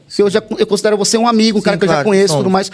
Então, o que acontece? Nos respeitamos. Nos respeitamos, nos admiramos. Sim. Eu, quando olho para você, o foco do meu olhar é assim. Eu olho para os seus olhos e para a sua boca. Essa é uma conexão visual. Não, essa é uma conexão mais íntima, no sentido de um colega, de um amigo, sabe? Se fosse aqui uma reunião profissional, eu já mudaria o foco. Eu faria isso. Eu olharia para os seus olhos e para a sua testa. E tem aquele olhar que é o olhar do desejo, que você olha daqui Sim. pro pé. Sabe aquela coisa? Aí morde os beijos, faz o que... Você entendeu? Então você vê que o olhar fala muito. Tá aprendendo, né, Billy? Tá gravando, né? Tá certo. Ai. Olha a cabeça lá, ó, rindo lá. Você vê, Serginho, que a questão... Pronto, você tá aqui. Sim. Acontece muito isso também com relação a quem tá no palco. A pessoa tá ali e ela tá tentando buscar. Então ela sempre tá olhando pro quê? Pra cima e pra direita. Sim. Porque ela tá buscando na memória, no lóbulo temporal. Começa a ser desenvolvido ali nos 2 anos, aquela coisa toda. Sim. Quando ele tá criando, quando ele tá inventando, ele já olha pra cima e pra esquerda. Muito louco isso, Entendeu? Né? Isso é muito louco, velho. E aí aquela coisa. Então tem pessoas, eu falo, gente, crie o resgate na sua mente, mas focando. Porque durante muito tempo falaram assim, não, olhe pro horizonte quando tiver uma plateia gigantesca. Não, você tem que pegar a técnica dos 5 segundos. Você olha pra ele, você olha pra ela, você olha pra um lado. Técnica dos 5 segundos? Técnica dos 5 segundos. Você olhou aqui, 5 segundos, depois você vai. Então você vai... Porque o que acontece? A gente tá aqui conversando. Eu tô falando aqui com eles 4, mas eu não olho pra você. O que é que vai acontecer? Você vai se desconectar de mim? Sim. Não, você vai dizer, peraí. Eu, quando tô numa palestra, que o palestrante não cruza o olhar comigo, eu já fico, peraí, esse cara não me viu. E existe essa necessidade Sim, de ser claro, visto, claro. sabe? Então, é uma técnica. Agora, isso aqui é interessante, né? O legal da tua atuação profissional e de outros profissionais também em áreas adjacentes é que é uma vida acadêmica dedicada a esse estudo dessas técnicas, né? Comportamental. Isso é legal. Porque você pega a questão da criatividade. Eu tenho uma aula, por exemplo, que é criatividade. Eu chego, por exemplo, tem um livro muito bom para você botar na sua agenda, de Austin, chamado Roube como um Artista. É um livro muito bom. Porque quando a gente é criança, a gente não é criativo, as brincadeiras não são criativas, a gente não vai perdendo com o tempo a criatividade. Sim, sim. Não vai, no seu Vai caso, formatando. vai formatando e você vai enferrujando. Então, existem técnicas para você desenvolver isso. Por exemplo, eu começo uma história aqui de Pedro, que Pedro sempre faltava o trabalho, aquela coisa toda. E um belo dia, a gerente chegou e chamou Pedro e falou, Pedro, agora é com você para contar a história. E aí eu pego várias palavras e vou apresentando as palavras. E com isso você vai criando o quê? A história. Sim. Então você vai desenvolvendo o quê? A criatividade. Sim. Aqui, por exemplo, a gente pode fazer uma dinâmica. A dinâmica é o quê? Resposta com pergunta. Você me pergunta e aí eu chego, ao invés de eu responder, eu faço uma pergunta para você. Aí você responde fazendo uma pergunta. Serginho, a galera trava. Você entendeu? Então você está colocando sempre a pessoa numa situação. Vocês querem tentar fazer isso? Bora tentar. Bora tentar. Só fazer 2 ressalvas antes dessa tentativa. Uma que tem um superchat que a gente vai ler. E... Eu nem me vi, Sérgio, me vi na tela. Você tá bonitão, cara. Eu fiz a barba hoje. Porra, bicho, No momento... tá Vamos lá, o superchat. Vinícius Pedrosa. Parabéns pela pessoa que você é. Igão, tamo junto. Tamo junto, Vinícius. Igão. Ó, Neymar. Ele é camisa... Neymar. Neymar, é. Ricardo Argolo, conhece muito de oratória. Meu aluno. Maravilha. De oratória.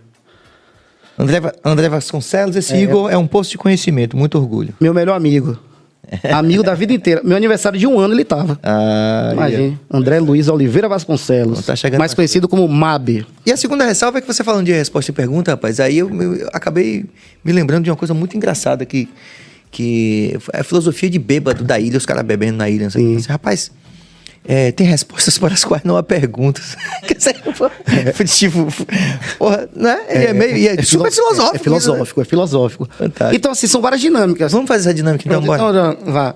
Bora aqui. Então, vamos. Serginho, e aí, você vai tocar hoje? O que é que você quer dizer com tocar? Show? Você não vai fazer um show? Depende. Qual show? Eu vi nas redes sociais que você faria um show hoje.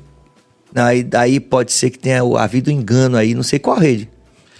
Mas você vê que você jogou tipo, já uma resposta para depois vir com uma pergunta. Você entendeu? Aí tem que ser direto. Tem que ser só pergunta. Tem que não ser pode, só pergunta? Afirmação, você não pode afirmar para você ver. Não, eu tento sempre, nunca consigo. Serginho, e a ilha? Você foi essa semana? Fui à ilha, fui. Isso já foi a ilha? Você entendeu? Você me viu na ilha? Aí eu falava, você não estava na ilha?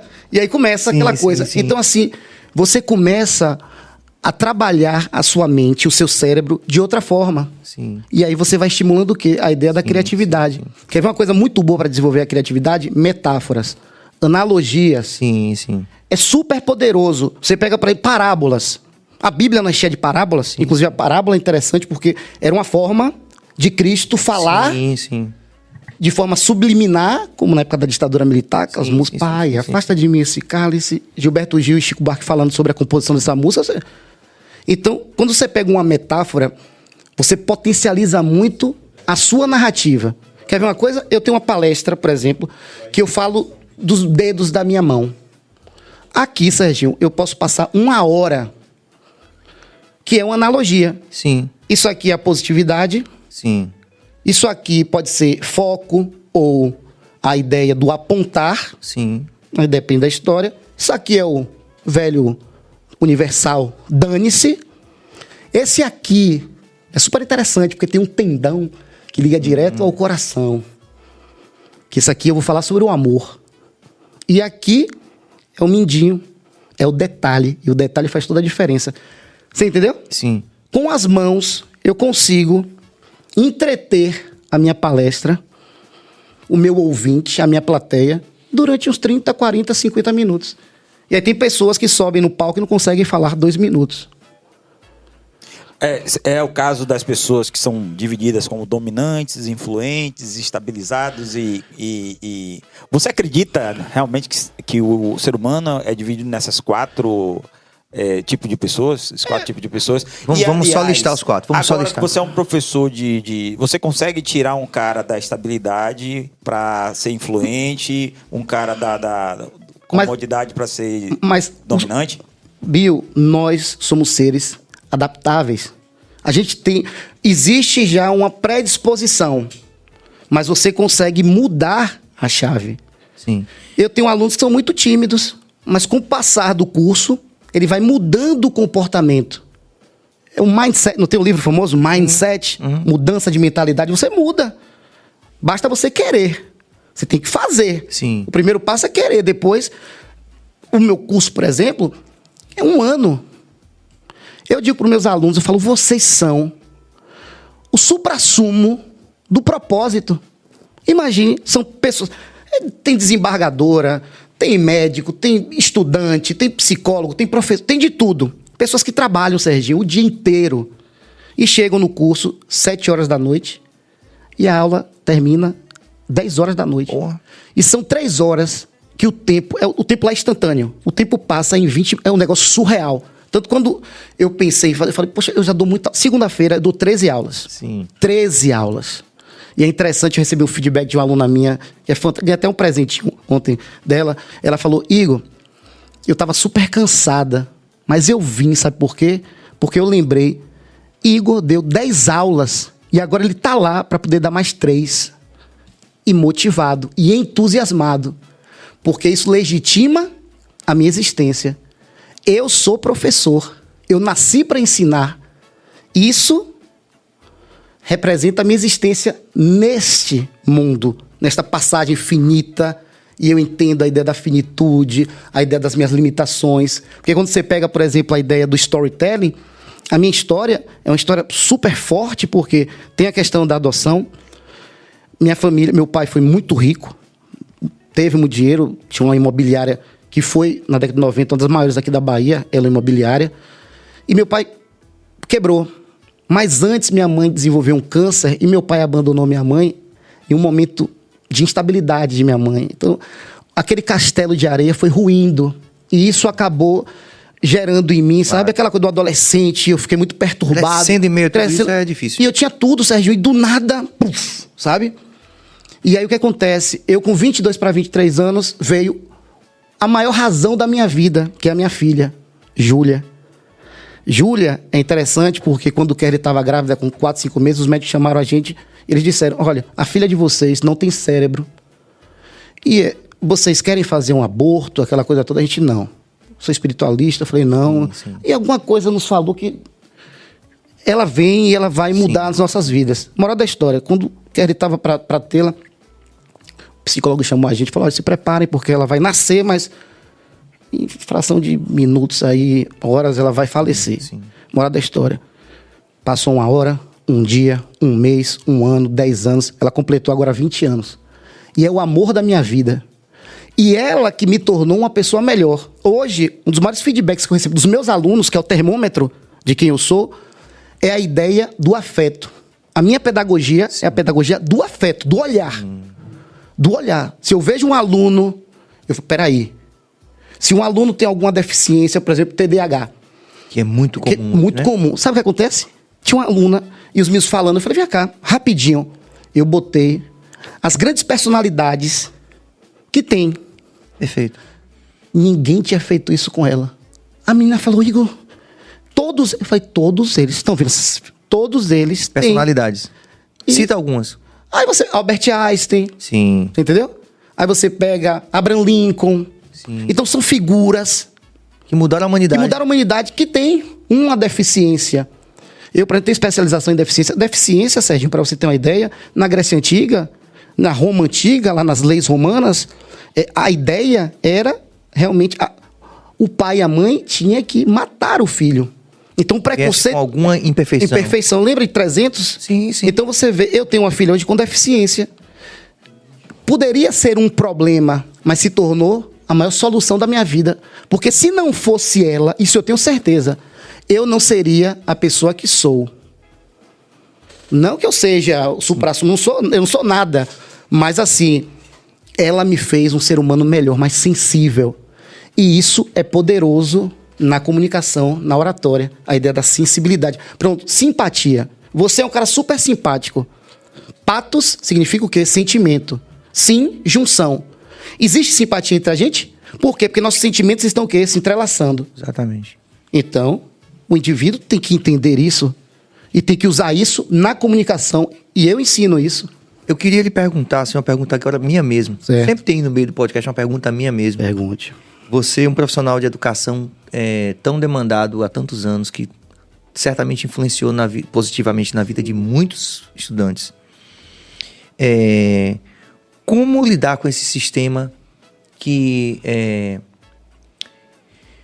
violenta a gente em base diária, né? Nessa coisa do consumo, nessa coisa do atingimento da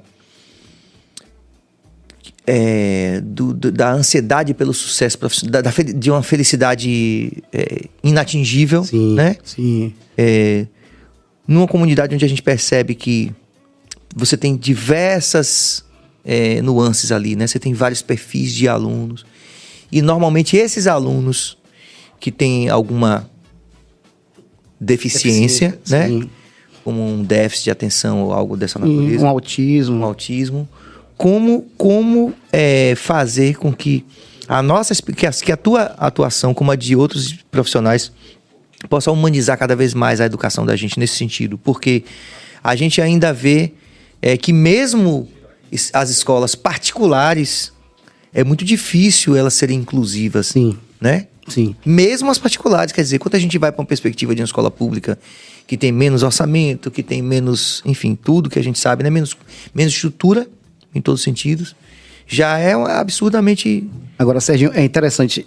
Se você pega um colégio de bairro, é uma coisa. Sim. Se você pega um ensino público, é outra coisa. Certo. Se você pega uma grande instituição que ela é voltada para resultado, é uma coisa. Mas se você pega um colégio que tem estrutura, mas que prega a ideia do acolhimento, do afeto, você encontra. Eu, por exemplo, tenho o privilégio de dar aula hoje em uma grande rede do mundo, que hoje, é porque Júlia, a cognição dela, porque ela não enxerga, ela só tem, na verdade, o tronco cerebral, para você ter uma ideia. Então, as pessoas, ela não foi para a escola, mas não tinha como, sabe? Não tinha como. Então, a gente acolheu muito ela. Inclusive, Sérgio, eu levei agora, nesse feriadão, pra ilha, pra Penha, sabe? Eu malho pra carregar ela, né? Eu boto ela aqui, ó, sabe? E aí, postei uma foto. Eu faço questão de que as pessoas vejam. E muita gente fala assim, não, Igor, você é um super pai. Eu falei, eu não faço mais do que a minha obrigação. Porque existe um número gigantesco de pais que abandonam crianças. Inclusive, seria um tema aqui, pai atípico. Porque, nesse sentido, eu bato no peito e digo, sou exemplo. Porque eu não abandonei minha esposa, eu não abandonei minha filha, eu jamais vou abandonar. E você vê aí fora que tem pais que abandonam filhos, teoricamente, perfeitos. Imagine um com deficiência. Então, assim, existem colégios, mas precisa caminhar muito. Eu já consigo enxergar. Existem profissionais hoje que mergulham nesse sentido porque é muito complexo. Você é esperançoso que no nosso sistema educacional como um todo a gente vai conseguir dar esse salto de qualidade em relação a... Vai, mas vai demorar. Porque acontece, primeiro tem que ter estudo. Você vê, eu fiz uma especialização por vontade própria. Eu fui lá e busquei. Tá? Então você tem dislexia, descalculia, disgrafia, as síndromes. Serginho, os meninos que vieram agora da pandemia, Bio sabe, porque Bio é professor também. E minha esposa também é professora. E sua esposa também é, justamente. E a escola é um microcosmos da sociedade. Então você consegue ver ali tudo o que acontece fora. E isso é muito angustiante, porque as relações estão mais frouxas. Os indivíduos, os jovens estão mais sensíveis. E aí, vindo para a questão da comunicação, isso acaba dificultando a comunicação. Porque se ele não se conhece, se ele não se entende, como é que ele vai se comunicar com o outro? E aí vem a ideia da PNL. Tanto que nessas 40 aulas que eu dou, 2 módulos são muito voltados para a questão do intrapessoal. Aí vem a psicologia positiva, vem a ideia da modelagem, percepções sensoriais. Então você começa a fazer um diagnóstico de você mesmo. E aí você fala, peraí, não é só necessário. Não é só contato visual, não é só gestos, expressões faciais, não é só modulação. Trabalho interno também. Trabalho interno. Tanto que hoje, eu nunca fiz terapia. Inclusive, está no meu propósito fazer. Porque eu entendo que eu tenho situações que podem ser sabe, destravadas. Mas assim, você vê que hoje a mentalidade já é diferente. As pessoas já enxergam. Eu hoje faria psicologia. Se eu tivesse saindo do ensino médio, eu faria... Pronto, modelagem. Eu tenho esses caras aí, os bambambãs da mídia, mas eu tenho 2 que eu modelo aqui em Salvador, que é Cal Mascarenhas. Inclusive, Serginho é um cara muito bom para se trazer aqui. Opa, aí, ó, Bill. Não é Cal. E Bill conhece, vou falar com ele. Vai assistir. Massa. Vai ser um prazer receber ele aqui. É o cara que eu modelo. E tem um outro que é o Zanar, que também é uma figura interessante para trazer aqui, que é um psicólogo. Ele trabalha muito a psicologia analítica de Jung. Então, são 2 figuras que eu modelo. É a ideia da modelagem. Então, é aquela coisa de você enxergar o outro, sabe? Mas enxergar o outro no sentido de que, poxa, peraí, deixa eu pegar o melhor. Qual foi a estratégia que ele fez para poder chegar até lá? Pronto. Aí você tá ali, ó. É uma estratégia. Estratégia é a ideia de antever, que inclusive é militar. O Klinger você conhece também? Sim. Você entendeu? Então é bem nesse sentido. Você gosta do trabalho dele? Gosto muito.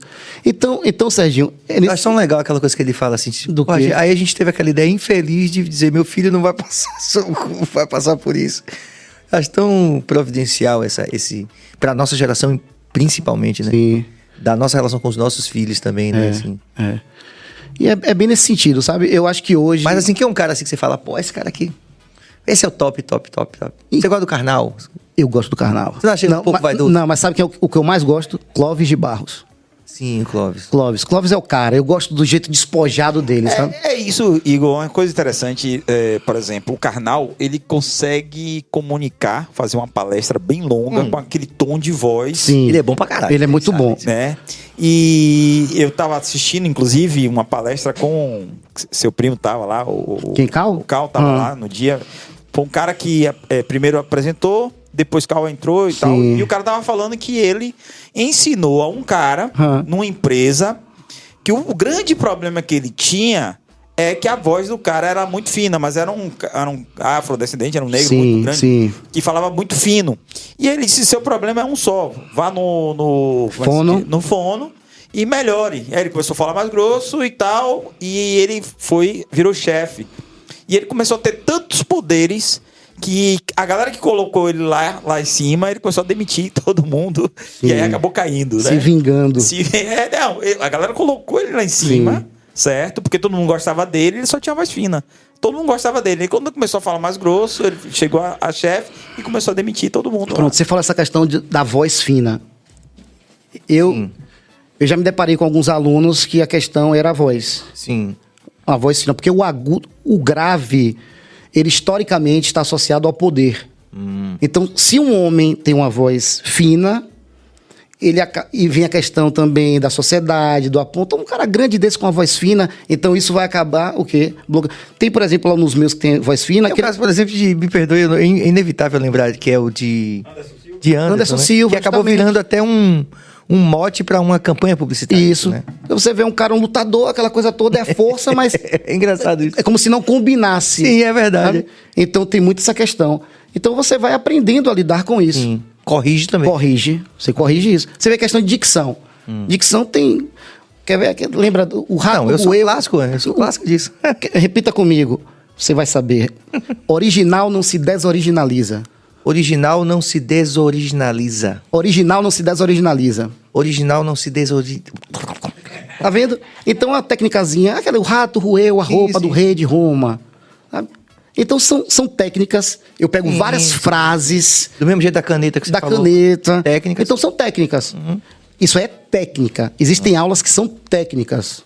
Já existem outras aulas que são aulas que você mergulha no seu próprio eu. Sim. E aí no final... E aquela coisa, Serginho, você é você, eu sou eu.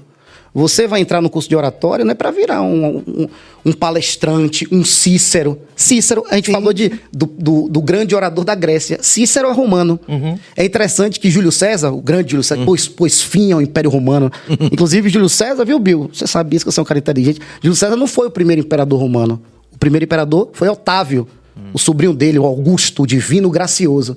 Júlio César dizia o seguinte: existe apenas um homem aqui em Roma que está acima da minha figura no contexto da oratória. E era Cícero. Um homem que não era da nobreza, um homem que não era um patrício, mas graças à oratória conseguiu alçar, né? Alçar voos. E aí veio um outro imperador chamado Marco Antônio. E Marco Antônio simplesmente matou Cícero, mas antes cortou a língua de Cícero. Porque a oratória dele era tão efusiva que incomodava. Rapaz, essa língua tem que cortar. Essa língua tem que cortar. Então você vê, a oratória é poderosa. Você pega Hitler, você pega a história de Hitler, a projeção, Bill, de Hitler. Perfeito. A projeção de Hitler, depois da Primeira Guerra Mundial, a Alemanha estava destruída e com o governo fantoche. Hitler, desempregado, né, nasceu na Áustria, aquela coisa toda, menino, sem saber o que fazer. Hitler arranjou um emprego de espião. Ele entra em um bar e nesse bar tinha um partidozinho nanico chamado Nazi, Partido Nacional Socialista dos Trabalhadores Alemães. E ele fica seduzido e um belo dia ele resolve abrir a boca. Ele resolve discursar. E o poder de oratória dele era tamanho que ele foi convidado para se tornar o quê? Presidente do partido. Tenta dar um golpe da cervejaria, é preso, cria o Mein Kampf, entra na política. O resto é história. O resto é história. Você entendeu? Mas todos apontam essa capacidade oratória dele como o grande trunfo. O grande força. E a oratória de Bolsonaro, como é que explica? A oratória... Bolsonaro... inclusive, Bolsonaro, você vê que ele tem problemas, inclusive, de dicção. Não, vai contra tudo que você está falando aí. Vai contra tudo que você Vai contra tudo. Mas ele tem o filho por trás que fazia com que ele virasse uma... Bolsonaro é um acaso. É uma questão à parte. Uma colocação aqui perigosa. Né? Porque... inclusive, as notícias hoje são polêmicas em relação a Bolsonaro. Eu acabo sendo indo para a tendência à esquerda, todo mundo sabe disso. Esquerdista. Exatamente. Seu petista. Não, petista não, PCdoB. Mas, contudo, todavia, entretanto, nós vimos Por isso não que Caiado eu também vou chamar de comunista. Não, o desenvolvimento de Bolsonaro com relação à oratória. Sim, claro. Ele melhorou muito. Tanto que a eleição foi super apertada, né? Foi 2 milhões de votos apenas, né? Porque a oratória dele melhorou muito. Isso, e eu acredito que se a eleição tivesse demorado um pouco mais, talvez o resultado tivesse... Mas não por dizer, ele é competente, né? A gente está falando da questão da oratória. Da oratória, sim. certo? Eu vi nos debates, eu fiquei decepcionado várias vezes com Lula perdendo, inclusive, a compostura, né? Que era uma coisa que Lula não fazia. Aliás, Lula ganhou na primeira eleição dele, quando começaram a atacar ele, que ele fez o like. Acho que foi Lula que originou os likes. Ele disse, não, tá tudo bem, tá tudo legal, não vou dar resposta. E ele ganhou nesse discurso. A gente está tentando fazer um julgamento da questão da oratória, né? Do desenvolvimento. Aí você vê, por exemplo, como uma ferramenta poderosa de convencer. Esse papo tá muito bom mesmo. Galera que tá assistindo, por favor, dá o like para mais pessoas dá o like, aparecerem viu, gente? aqui também, assistirem. Quanto mais like vocês derem aí no joinha, tal, mais pessoas vão assistir isso daí e vai ajudar a gente, vai projetar aí, que o papo tá muito bom. É isso. Como historiador também, tem interação, vamos tentar aproveitar o máximo que a gente puder. Tiagueu Grace. Igor é um exemplo de que inclusão independe apenas da escola, seja pública ou particular, mas do profissional em que nela atua. O afeto é? O afeto é humano. Grace é minha prima Grace? Tia Grace? Não, tá. Serginho, você vê essa questão do político, você vê qual é o primeiro grande político nesse contexto de convencimento da oratória? Getúlio Vargas. Tanto que vem a ideia do primeiro populista. Foi ele aqui no Brasil e Perón na Argentina. Sim. Tanto que você vê que depois da era Vargas, vem a República Populista. Todos eles usam a oratória como instrumento de manipulação. Sim. Você pega a Dutra, Vargas que voltou, Juscelino Kubitschek, Jânio Quadros, João Goulart, todos eles eram exímios oradores. Coisa que você não vê muito na ditadura militar. Quando volta, por exemplo, em 89, quando vem Collor, você vê Collor falando? Você já viu um discurso de Collor? Não só viu um discurso de Collor, como tem uma musicalização do discurso de Collor feito por Hermeto Pascoal também, que é fantástico. Então você vê como ele usa a oratória como um instrumento de poder. De fato. Lula, por exemplo, vindo já para a questão da atualidade, Lula usa storytelling. Você vê que Lula usa a ideia da jornada do herói. O cara que saiu do sertão. Tanto que no Lula, o filho do Brasil, você vê que tem aquela parte que o pai vai bater na mão, ou na mãe, e aí segura. Homem não bate em mulher. Ele tem toda aquela coisa entrando no curso técnico, perdendo o dedo, sendo líder sindical, lutando contra a ditadura, perdendo a eleição de 89, fruto da manipulação da mídia, tem essas questões históricas e tudo mais, que ele quase venceu. Agora, uma figura que venceria em 89 era Silvio Santos. Silvio Santos foi porque boicotaram a campanha de Silvio Santos. A Bravanel? A Bravanel. Não sabe disso, não? Agora, quem lê, se lê, né? Quem lê, se lê. Quando você fala, por exemplo, de Hitler, me interessa muito esse aspecto, porque, na verdade, a gente, de alguma forma, hoje ainda está vivendo muito o rescaldo desse momento histórico, né? Que foi esse grande shift de poder que teve a partir do final da Segunda Guerra Mundial. Sim. Né? Essa grande mudança de poder, né? Essa grande virada de chave aí que foi o surgimento dos Estados Unidos como uma potência hegemônica, que afinal de contas, mesmo com a China aí dando esse gás, a China está no sprint aí, mas ainda os números são muito desiguais, né? Em termos de, inclusive, militares. Militar coloca no bolso, né? Nos Estados Unidos. E então, queria me debruçar um pouco mais sobre isso, e aproveitando que o nosso convidado é historiador. Já não é mais oratória, agora história. Porque, veja só, ali também tinha uma confluência de fatores que era muito única na história, né? Sim. Por exemplo, se você pensar que tinha Goebbels também, que era um cara que tinha... que as pessoas costumam dizer que Hitler tinha a força da oratória. Mas por trás... Mas Goebbels tinha o dom da palavra. O discurso era montado. E ele era o ministro da propaganda e da educação. Perfeito. Tanto que quando ele, antes de se matar, ele passa para quem? O poder. Justamente para Joseph Goebbels. Sim, exatamente. Era o segundo homem. É o segundo homem. E aí você vê o grau de alienação que Goebbels, quando estava também nesse processo para se matar, ele antes mata todos os filhos. Inclusive tem naquele livro A Queda, que foi da secretária de Hitler. Sim. Então, assim, essa alienação Que virou filme, né? Que virou filme, diante do discurso, é assustador. Porque você vê que o discurso, que é a oratória, ela pode ser usada para o bem, mas também para o mal. Aí vem outra técnica, Serginho, que é a questão da persuasão. Quer ver uma coisa? Eu vou lhe persuadir aqui, tá? Tem uma aula, inclusive, que eu dou sobre persuasão. Aí a questão é barata, tá? Barata. Então, a ideia da compensação. Você tá com muita fome. Eu tenho medo de barata. Eu falo, Serginho, se ligue, tem uma barata ali. Se você matar, eu lhe dou esse, inclusive, você tá entendendo? Aí você fala, vou. Aí tem o segundo, que é a ideia do ego. A persuasão através do ego. Eu falo, Serginho, aquela barata, ela corre muito. Mate ela pra mim, por favor, porque você é meu herói. Sabe aquela coisa? Ah, meu Deus, ele é meu herói. E aí vem a questão do desafio. Aí entra também nessa questão da... Ela é muito rápida. Eu falo, Serginho, eu quero ver se você é mais veloz do que a barata. Mata ela ali pra mim. Você tá entendendo? Então, e aí tem a questão da intimidação. Que eu falo, Serginho, se você não matar a barata, todo mundo vai saber que você tem medo de barata. Então você vê que de uma forma... manipulação e persuasão. É, né? Manipulação e persuasão. Então, de forma muito, muito simples, eu explico o que é persuadir. Você vê a ideia da compensação, a ideia do ego, da que chama de sedução, a ideia do desafio e a ideia da intimidação. Então, é dessa forma que eu ensino, de forma muito lúdica. E outra, o meu aluno, ele aprende fazendo. Porque as pessoas que estão ouvindo a gente aqui, elas só vão absorver 10% de tudo que a gente está falando. Agora, quem mais está aprendendo aqui sou eu e quem? E você.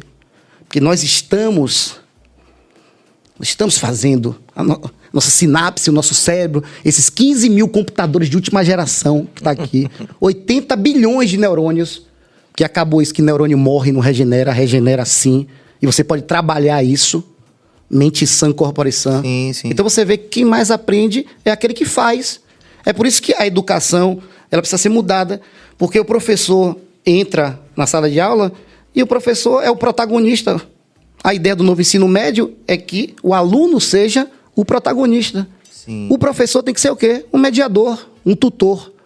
No curso de oratória não é aquela coisa que eu entro e fico 3 horas falando. Não seria um saco. Claro. O aluno não ficaria nem 2 meses. Claro. A ideia é aprender fazendo. Inclusive, Serginho, eu quero falar aqui que tem uma promoção para quem estiver nos vendo. Sim. Nossos ouvintes aqui. O aluno que entrar em contato comigo... O aluno, não, eu já estou pensando em que vai ser aluno. O ouvinte que estiver conectado conosco, que entrar na minha rede social, Igor_Masca, vai ter uma aula experimental, uma aula gratuita no curso. É o curso Vox to You. É o maior curso de oratória da América Latina. Mais de 25 mil pessoas foram impactadas com esse curso. E o melhor, Serginho, é o feedback no final. Das pessoas falarem, Igor, eu entrei em uma coisa e saí outra. É, isso é fantástico. Aí vem a ideia do legado, sabe? Sem dúvida. Vamos valorizar o máximo que a gente puder de interação aqui. O Cabas já sinalizou aqui no ponto. Um monte de letras. Já que vocês entraram nessa questão de oratória de políticos, fiquei curioso em saber um pouco mais sobre a oratória de Ciro Gomes. Ele é muito inteligente, mas exagera no rebuscamento. Queria ouvir você sobre. Inclusive, grande mestre da língua portuguesa. É interessante, esse colega meu aí, figuraça, músico também, parabéns pelo seu dia, que ele hoje é meu aluno, depois de uma dinâmica que eu fiz com professores. Um workshop, aquela coisa toda, liga, eu quero fazer, e hoje é meu aluno. Ciro Gomes, ele é muito técnico. Ele é super, inclusive, ele tem um livro que é muito bom, e esse tecnicismo dele acaba afastando. Porque ele é tão rebuscado, e aí vem aquela coisa que o simples seduz muito mais do que o pomposo. Então, nesse sentido, Lula ganha disparado. Porque Lula, ele é o povo. A linguagem que ele usa é a linguagem do povo. Então, essa ideia do rebuscamento, do falar de forma aristocrática... Afasta, né? Afasta. Evita que crie esse rapó. Exatamente. Porque é uma questão, Serginho. A linguagem que eu uso para um menino do ensino médio não é a linguagem que eu uso para adultos. Não é a linguagem que eu uso numa palestra. Então, você tem que... Então, é aquela questão de você saber lidar. Sim. Sabe? O que é uma ideia misteriosa da democracia, e eu estou tentando ser bastante cartesiano quando eu digo isso, é que você tem que convencer uma plateia que é muito Heterogênea. Plural, isso. Heterogênea, né? Isso. Então, por exemplo, quando a gente fala assim, eu não estou aqui necessariamente defendendo o Ciro, mas todas as vezes que tem um candidato que procura ter um perfil, uma imagem mais técnica, como aquele outro... Como é o nome daquele outro rapaz?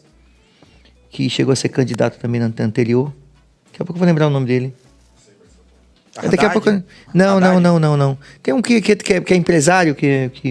Do Rede? O do Como é o nome dele? Do Novo, né? Novo não. Como é? Falei o nome dele. Daqui a pouco a gente lembra. Tá. Todas as vezes que aparece um candidato com esse perfil que Ciro apresentou nesse momento, né? Assim, querendo demonstrar para essa plateia heterogênea que ele tem um conhecimento de causa que é necessário para uma melhor gestão. Sim. Amoedo. Amoedo, exatamente. Amoedo também é um cara assim que fala bem. Isso, né? é uma retórica. Então, assim, todas as vezes que um candidato se apresenta dessa forma, ele quer dar um diferencial de que ele tem a competência técnica para poder resolver problemas que são problemas que acabam se eternizando no Brasil. E que faz a diferença. Mas, veja. mas, por exemplo... Mas aí o cara bate na mesa, diz que vai dar tiro, faz arminha, ou o outro populista do outro lado, no caso, qualquer desses que você elencou aí durante a história Mas do é Brasil. herança, Sérgio. A questão é a estrutura. Você acha que a gente ainda não se libertou de Vargas? Claro que não. Se a política que é feita hoje é clientelista, e existe todo esse conchavo, não mudou. Sim. Sabe o que aconteceu? Ano passado a gente estava nas aulas online. A aula online foi uma situação... Limite. Sabe? Eu engordei 10 quilos, para você ter uma ideia. Diante da angústia, das incertezas. Porque eu fiquei mais... Os colégios particulares vão fechar, como é que vai ser? Eu sou provedor de uma casa, aquela coisa toda. Um momento e difícil. eu cheguei e falei numa aula o seguinte: gente, se você tiver condições, vai morar na Nova Zelândia, vai experimentar, vai morar no Canadá, em Londres, vai viver um outro mundo. Sabe o que aconteceu? Uma mãe entrou, estava ouvindo a minha aula. A mãe era para ouvir minha aula. Sim. Abriu o microfone né, lá do Meet e falou: professor, muito me admira o senhor, eu até admirava suas aulas, mas você está indo de encontro à nossa pátria. Aí você... Está difícil, inclusive, Sérgio, ser professor de história. Está sendo muito difícil ser professor de história nesse momento, sabe? Você foi acusado de ser comunista? Com certeza. Comunista. Existem rótulos. E que você não é nem tão comunista assim. Não, eu não conheço. sou. Não, é um pouco. Eu conheço o Igor há bastante tempo, né? E eu queria até falar, porque a democracia é isso. Você tem que respeitar as pessoas, a visão política que elas têm. Isso é democracia. Isso. Se você puder desenvolver sobre isso, falar um pouco, Igor, seria bem interessante. Mas você foi chamado de comunista? Como é que a gente vai exercer democracia em um país que é dualista, que é bem ou mal? Porque a gente, vindo para Getúlio Vargas tinha o quê? Tinha os aliancistas e os integralistas. Lembra disso? Lembro bem. Luiz Carlos Prestes e Plínio Salgado. Sim. Hoje a gente vive isso. Ou você é Lula ou você é Bolsonaro. Então, é uma espiral que eu enxergo, Serginho, como um projeto político. Um conchavo. E aí ficam os cidadãos brigando uns com os outros e eles se perpetuam no poder. Vou te fazer um pedido, e você pode fazer um storytelling sobre desse caso que aconteceu, que você estava dando aula e tal, porque a gente acabou cortando aí o seu... Quando a mãe... Pronto, é aquela coisa. Então, o que acontece? Eu estava dando uma aula, e aí simplesmente vem um microfone, e uma mãe dizendo: mas professor, muito me admira o senhor, gostava tanto das suas aulas, mas você estimulando os meninos a irem para fora do país, morar no Canadá, na Nova Zelândia, em Londres. Eu falei: sim, mãe, é uma experiência, viver um outro contexto. Não é ideia de abandonar o Brasil, não, mas é viver um outro mundo, outra oportunidade. Você está indo de encontro à pátria brasileira. Então, isso fere essa questão da interpretação. Você sabe que sabe aquela coisa de você cortar, de você querer... É difícil, porque eu tô numa sala, é aquela questão, eu tenho 50, 60 alunos. Não dá para atingir todos. Pessoas interpretam, existem múltiplas interpretações. E aí vem novamente a ideia da habilidade na comunicação. Porque a comunicação, Serginho, é o teto. A oratória é uma pilastra das muitas. O marketing, isso aqui, por exemplo, é comunicação. A música que você faz é comunicação. Tá?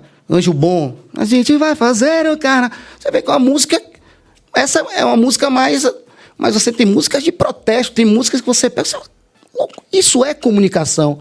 Mas pessoas vão interpretar de formas diferentes. Porque são as múltiplas interpretações do mundo. Você olha para isso aqui, você vai ter uma interpretação diferente da minha. Os olhares são múltiplos. E aí tem que respeitar a ideia. Tanto que pergunta, e você é Bolsonaro ou você é Lula? Eu falei, eu sou iguista. Iguista, eu sou eu. Primeiro eu, segundo eu, terceiro eu. No sentido que eu tenho que fazer por onde. Sabe por quê, Serginho? Se eu não fizer por mim, ninguém faz. Sabe? Porque você pode ser meu melhor amigo. Você tem um problema muito grave. Mas acontece, eu vou acolher você. Mas vai chegar uma hora que seu problema, se você não resolver, ele vai me cansar. Sabe por quê? Porque eu tenho os meus problemas. E é uma questão de sobrevivência. Eu não vou te abandonar. Mas você tem que entender que é você. Sabe a ideia de caminhar pelo deserto? E aí vem novamente a ideia do quê? Do storytelling. Da jornada do herói de mil faces. Sabe aquela coisa da fênix? Porque é isso. Você tem que ser a melhor edição de si mesmo sempre. E essa é a ideia. Quando você entra num curso de oratória, quando você entra num curso de teatro, quando você entra num curso de canto, quando você desenvolve espiritualidade, você está querendo se tornar uma pessoa melhor. E os melhores que fazem diferença nesse mundo. É tão simples viver. Ontem, por exemplo, eu tive um dia um dia com coisas que vieram que eu não estava esperando. Sabe o que acontece? Eu entro na sala de aula e eu deixo tudo lá fora. Sabe Isso é raro, né? E muito bonito, inclusive. Sabe por quê? Porque ninguém precisa somatizar os meus problemas. Foi uma habilidade que eu desenvolvi diante do deserto que eu caminhei. Então, eu sou uma pessoa que eu me torno mais forte quando caio. Eu caio e eu tenho essa força. E eu acho fantástico isso. E é isso que eu gosto de passar para as pessoas. Porque as pessoas são tão frágeis. Sabe? Muda a chave. Sim. Olha o que eu falei de minha filha. Interpretar justamente essas dificuldades como algo que pode lhe dar essa possibilidade de crescimento. De crescimento. Né? Minha filha, Sérgio, para você ter uma ideia... Sair da zona de conforto. O bom de podcast que a gente fala, a gente vai e volta. Tá de boa, tá massa. Você vê que minha filha, ela tá agora com uma questão que os neurologistas não... É uma incógnita. Júlia é Júlia, a gente fala assim, né, Júlia é Júlia. Quando dá agora 10 horas da noite, geralmente ela tá dormindo nesse horário, ela começa a ter crise. E ela grita, sabe? Tanto que a primeira vez ligaram, e tá acontecendo alguma coisa? Não. O mais interessante é que ela se acalma no meu colo. Ela se estica, aí eu pego, coloco aqui e ela relaxa. Aí eu pergunto para você, que comunicação é essa? Aí eu vou dizer para você, é o amor sublime, é o amor que eleva, é o amor que transcende, é o amor da alma. E a alma alegre, a ideia da ânima. Uma alma alegre, uma alma leve. Essa é a minha filosofia, ser leve. Isso remete muito uma figura que eu também modelo, que é Isaac Lago, professor de filosofia. Para mim, o suprassumo da filosofia aqui nos colégios. Ele tem, inclusive, um programa na Rádio Excelsior chamado Leve Saber. E ele fala isso. Há de ser leve. É preciso ser leve diante de toda essa pressão que existe aí fora. E aí a vida, Serginho, por exemplo, antes de vir para cá, eu fui na academia. Sabe por quê? Vai me fazer bem, sabe? Endorfina, serotonina, eu vou chegar bem. Encontrei Bill, que não via há muito tempo, dei um abraço. Entrei aqui, lembrei de tantas coisas boas, da gente ensaiando uma vez para lembra daquele dia. Isso já tem uns 10 anos, a gente aqui na guitarra, o outro com a sanfona, para fazer uma aula cantada na época do São João. Então, viver é isso. Viver é recordar e viver é esperançar, no sentido da esperança ativa. Não a esperança de esperar, a esperança de agir. Eu gosto muito de um cara chamado Horácio, é um pensador romano, e ele vem com aquela frase, carpe diem, minimo credula postero. Latim. Carpe diem. Pode traduzir. Aproveite o dia e não espere nada do amanhã. Não no sentido de você ser um inconsequente, mas entender que é o hoje. Por exemplo, o que é felicidade pra mim? Felicidade pra mim é esse instante. É esse instante que eu não queria que acabasse, mas vai acabar. Mas ele vai continuar dentro de mim.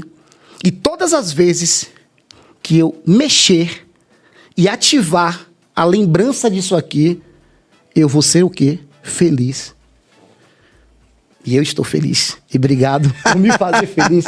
Você, Bill, e essa galera toda que tá aqui. Que massa, professor. Fico muito realmente impactado, assim. Eu tenho dito diversas vezes aqui que essa experiência de fazer podcast é sobretudo um aprendizado, né? Sim. E é massa aprender, velho. Tô curtindo pra caramba. Que massa. É isso.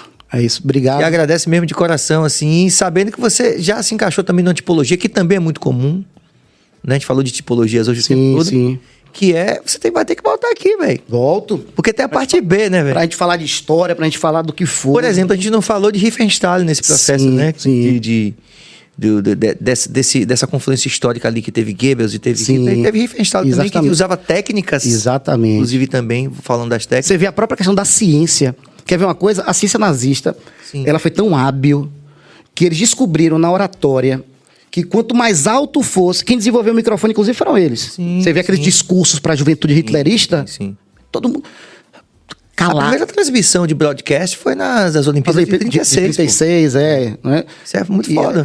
Jesse Owens, aquela coisa toda. Sim. E aí o que acontece? Eles descobriram que quanto mais alto fosse o palco, as pessoas, o público, ficava no estado de hipnose. Ou seja, quando você olha... Pronto, você no palco. Não tem as pessoas que ficam ali olhando assim? Pronto. Isso acaba estimulando o seu cérebro a entrar num processo meio que letárgico. Sim. Contemplativo, né? Contemplativo. Isso é... Técnica. Que os caras desenvolveram lá atrás. Agora imagine hoje com a neurociência. Pois é. Dá um medo danado. Dá um medo. Olha quem mandou um comentário aí. Tem agora, um comentário interessante aqui. Calma, o nosso Calma Mascarenhas. Parabéns pela escolha genial do entrevistado, meu primo irmão Igor. Orgulho imenso de ver esse ser humano maravilhoso expondo conteúdos tão valiosos e despertando reflexões importantíssimas. Serginho, você vê que Cal é tão importante na minha vida, que aí dá vontade de chorar, que eu sou emoção. Fica à vontade. Cal, quando minha mãe faleceu, teve falência múltipla dos órgãos, né? E assim, foi um negócio bem interessante, porque nós somos kardecistas, espiritualistas. Sim. E todo mundo, Kelly também estava nesse dia, eu bem novinho, a gente já namorava e tudo mais. E minha mãe estava naquele processo de passagem, sabe? E os médicos, inclusive, na época eu cantava, eu lembro que fui cantar naquela micareta de João Pessoa. Micaroa, seu nome é micareta de João Pessoa. Sim. E aí, quando eu fui lá, minha mãe estava no português, aí quando eu cheguei lá, o padre estava dando extrema unção na minha mãe. Aí eu falei, minha mãe, eu não vou viajar, que eu passei um mês cantando. Ela viveu mais 2 anos. Eu tinha uns 16 para 17 anos. E aí chegou uma hora que os médicos disseram, não, leva para casa, começou a tomar morfina, aquela coisa toda. E aí a família toda foi de madrugada para lá para casa. Tava passando, inclusive, La Bamba, não foi, Kelly? Lá, 5 horas da manhã, e todo mundo lá, e minha mãe naquele processo de passagem. E aí, Cal, ele sempre esteve nesses momentos importantes, sabe? Da minha vida. Tanto que quando minha mãe faleceu, aí ele orou, ele, né, passou uma mensagem super positiva. E ele que foi comigo comprar o caixão, sabe? E eu nunca me esqueço disso. E logo depois ele falou, não, Igor, você vai fazer o curso de programação neurolinguística. Sim. E quando terminou o básico, eu me lembro que olha, isso tem muitos anos, Sérgio. 2 décadas, mais de 2 décadas. Ele falava da metáfora da águia, sabe? E é bem interessante a questão da águia, porque a águia, ela vive 70 anos, sabe? E quando ela completa 40 anos, o bico dela tá todo atrofiado, sabe? As garras já não estão mais afiadas. Então, é uma ressignificação tamanha, porque ela tem que ir para uma pedra isolada, quebrar o bico, olha a dor, quebrar o bico, depois vem um bico novo, ela vai tirando garra por garra para poder se renovar e viver mais 30 anos. E eu me lembro que ele estava trabalhando uma metáfora no final do curso e eu chorava, acho que você nem sabe disso, estava escuro, e eu chorei. Mas sabe o choro da transformação positiva? E foi tão importante para mim isso que eu mudei. Ali foi a virada de chave. Ali no final daquele curso, eu mudei, sabe? E eu tive muita sorte, tenho muita sorte de ter na minha vida pessoas importantes. Sim. Sabe? E tem uma frase muito legal que eu ouvi. Então, obrigado, viu, Cal? Uma frase muito legal nesse sentido que é eu ouvi do professor Rabinovitz, artista visual também. Ele falando assim: a nossa vida muda na medida em que a gente encontra com pessoas, do nosso encontro com pessoas notáveis. Sim. E é exatamente isso, né? E tá cheio aí, viu, Serginho? Eu não perco a esperança. Sabe por quê? O bem suplanta o mal. As pessoas falam, Igor, não, tem muita gente boa aí. Eu não acredito, mas não acredite. Eu também. Porque tem muita gente boa aí. Ó. Um ponto para debate. Em Hannah Arendt, o silêncio não é o consentimento, e sim cumplicidade. Cada um de nós pode ter também a missão de expor a Volte, por favor, Cabas. A autocracia sendo a voz de quem foi emudecido, sigamos filosofando. Você vê que eu modelo tanto Cal, que Cal é formado em filosofia. Aí eu resolvi fazer. Era engraçado que quando ele fazia arquitetura, eu queria fazer arquitetura. Aí você vê a questão do modelar. Inclusive, eu inventei isso do primo e irmão, porque eu sou primo, né? Mas não, Cal, você é meu primo e irmão. E é muito bom ele estar reproduzindo. E Hannah Arendt, inclusive, tem um livro muito bom chamado Banalidade do Mal. Vejo você assim, Igão. Você é voz de muita. Volta a favor, Cabas. De muita gente que foi emudecida. Siga em frente, queridão. Valeu, Cal. Saudade, irmão. Tá convidado já, Cal, também aqui. Cal, queremos você aqui. A gente agradece a interação de todo mundo aí. Foi muito legal, uma noite de muito aprendizado que já se configurou como não um término, mas uma pausa pra gente fazer a parte B, porque Igão vai falar aqui de outras coisas também. Porque a história é muito ampla também, isso, né? E é muito legal a gente poder aprender também com a história. E Serginho, eu sou apaixonado e eu não vou desistir da história, sabe? Por mais que exista talvez um projeto político para emburrecer a sociedade brasileira, eu vou me manter nesse propósito da filosofia, da sociologia, da história das humanidades, sabe? E ratificando aqui a ideia do convite, podem falar comigo na minha rede social, no Instagram, Igor_Masca.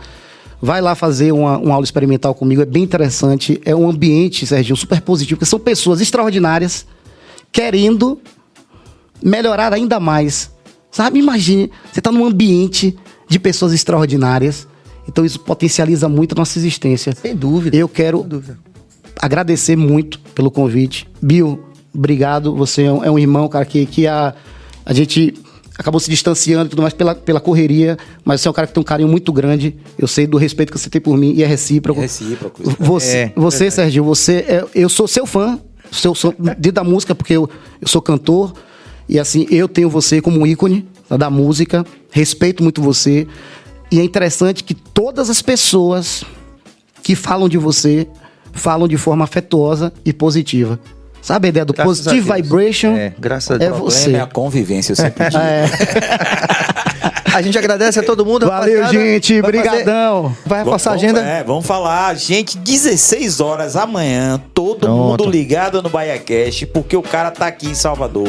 Hélio Bentes, certo? Fazendo essa conexão aí, Bahia, Rio de Janeiro. Cantor do Ponto de Equilíbrio vai estar aqui, exatamente, amanhã, 16 horas, em horário nobre, certo? Quero ver todo mundo aqui batendo ponto.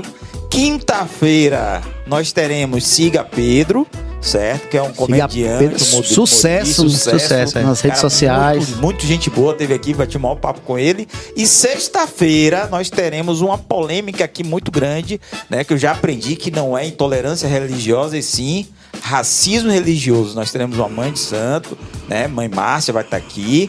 O pastor Roberto Amorim, que todo mundo amou, tanto o Mãe Márcia quanto o Roberto, e estreando um sheik islâmico, que eu não vou tentar pronunciar o nome dele, que é difícil mesmo.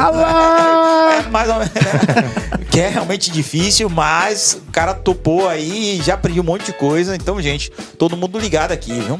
É isso aí, rapaziada. Valeu, gente. Muita paz e muita luz, e a gente retorna amanhã às 16 horas com Hélio Bentes, Ponto de Equilíbrio. Valeu. Tamo junto.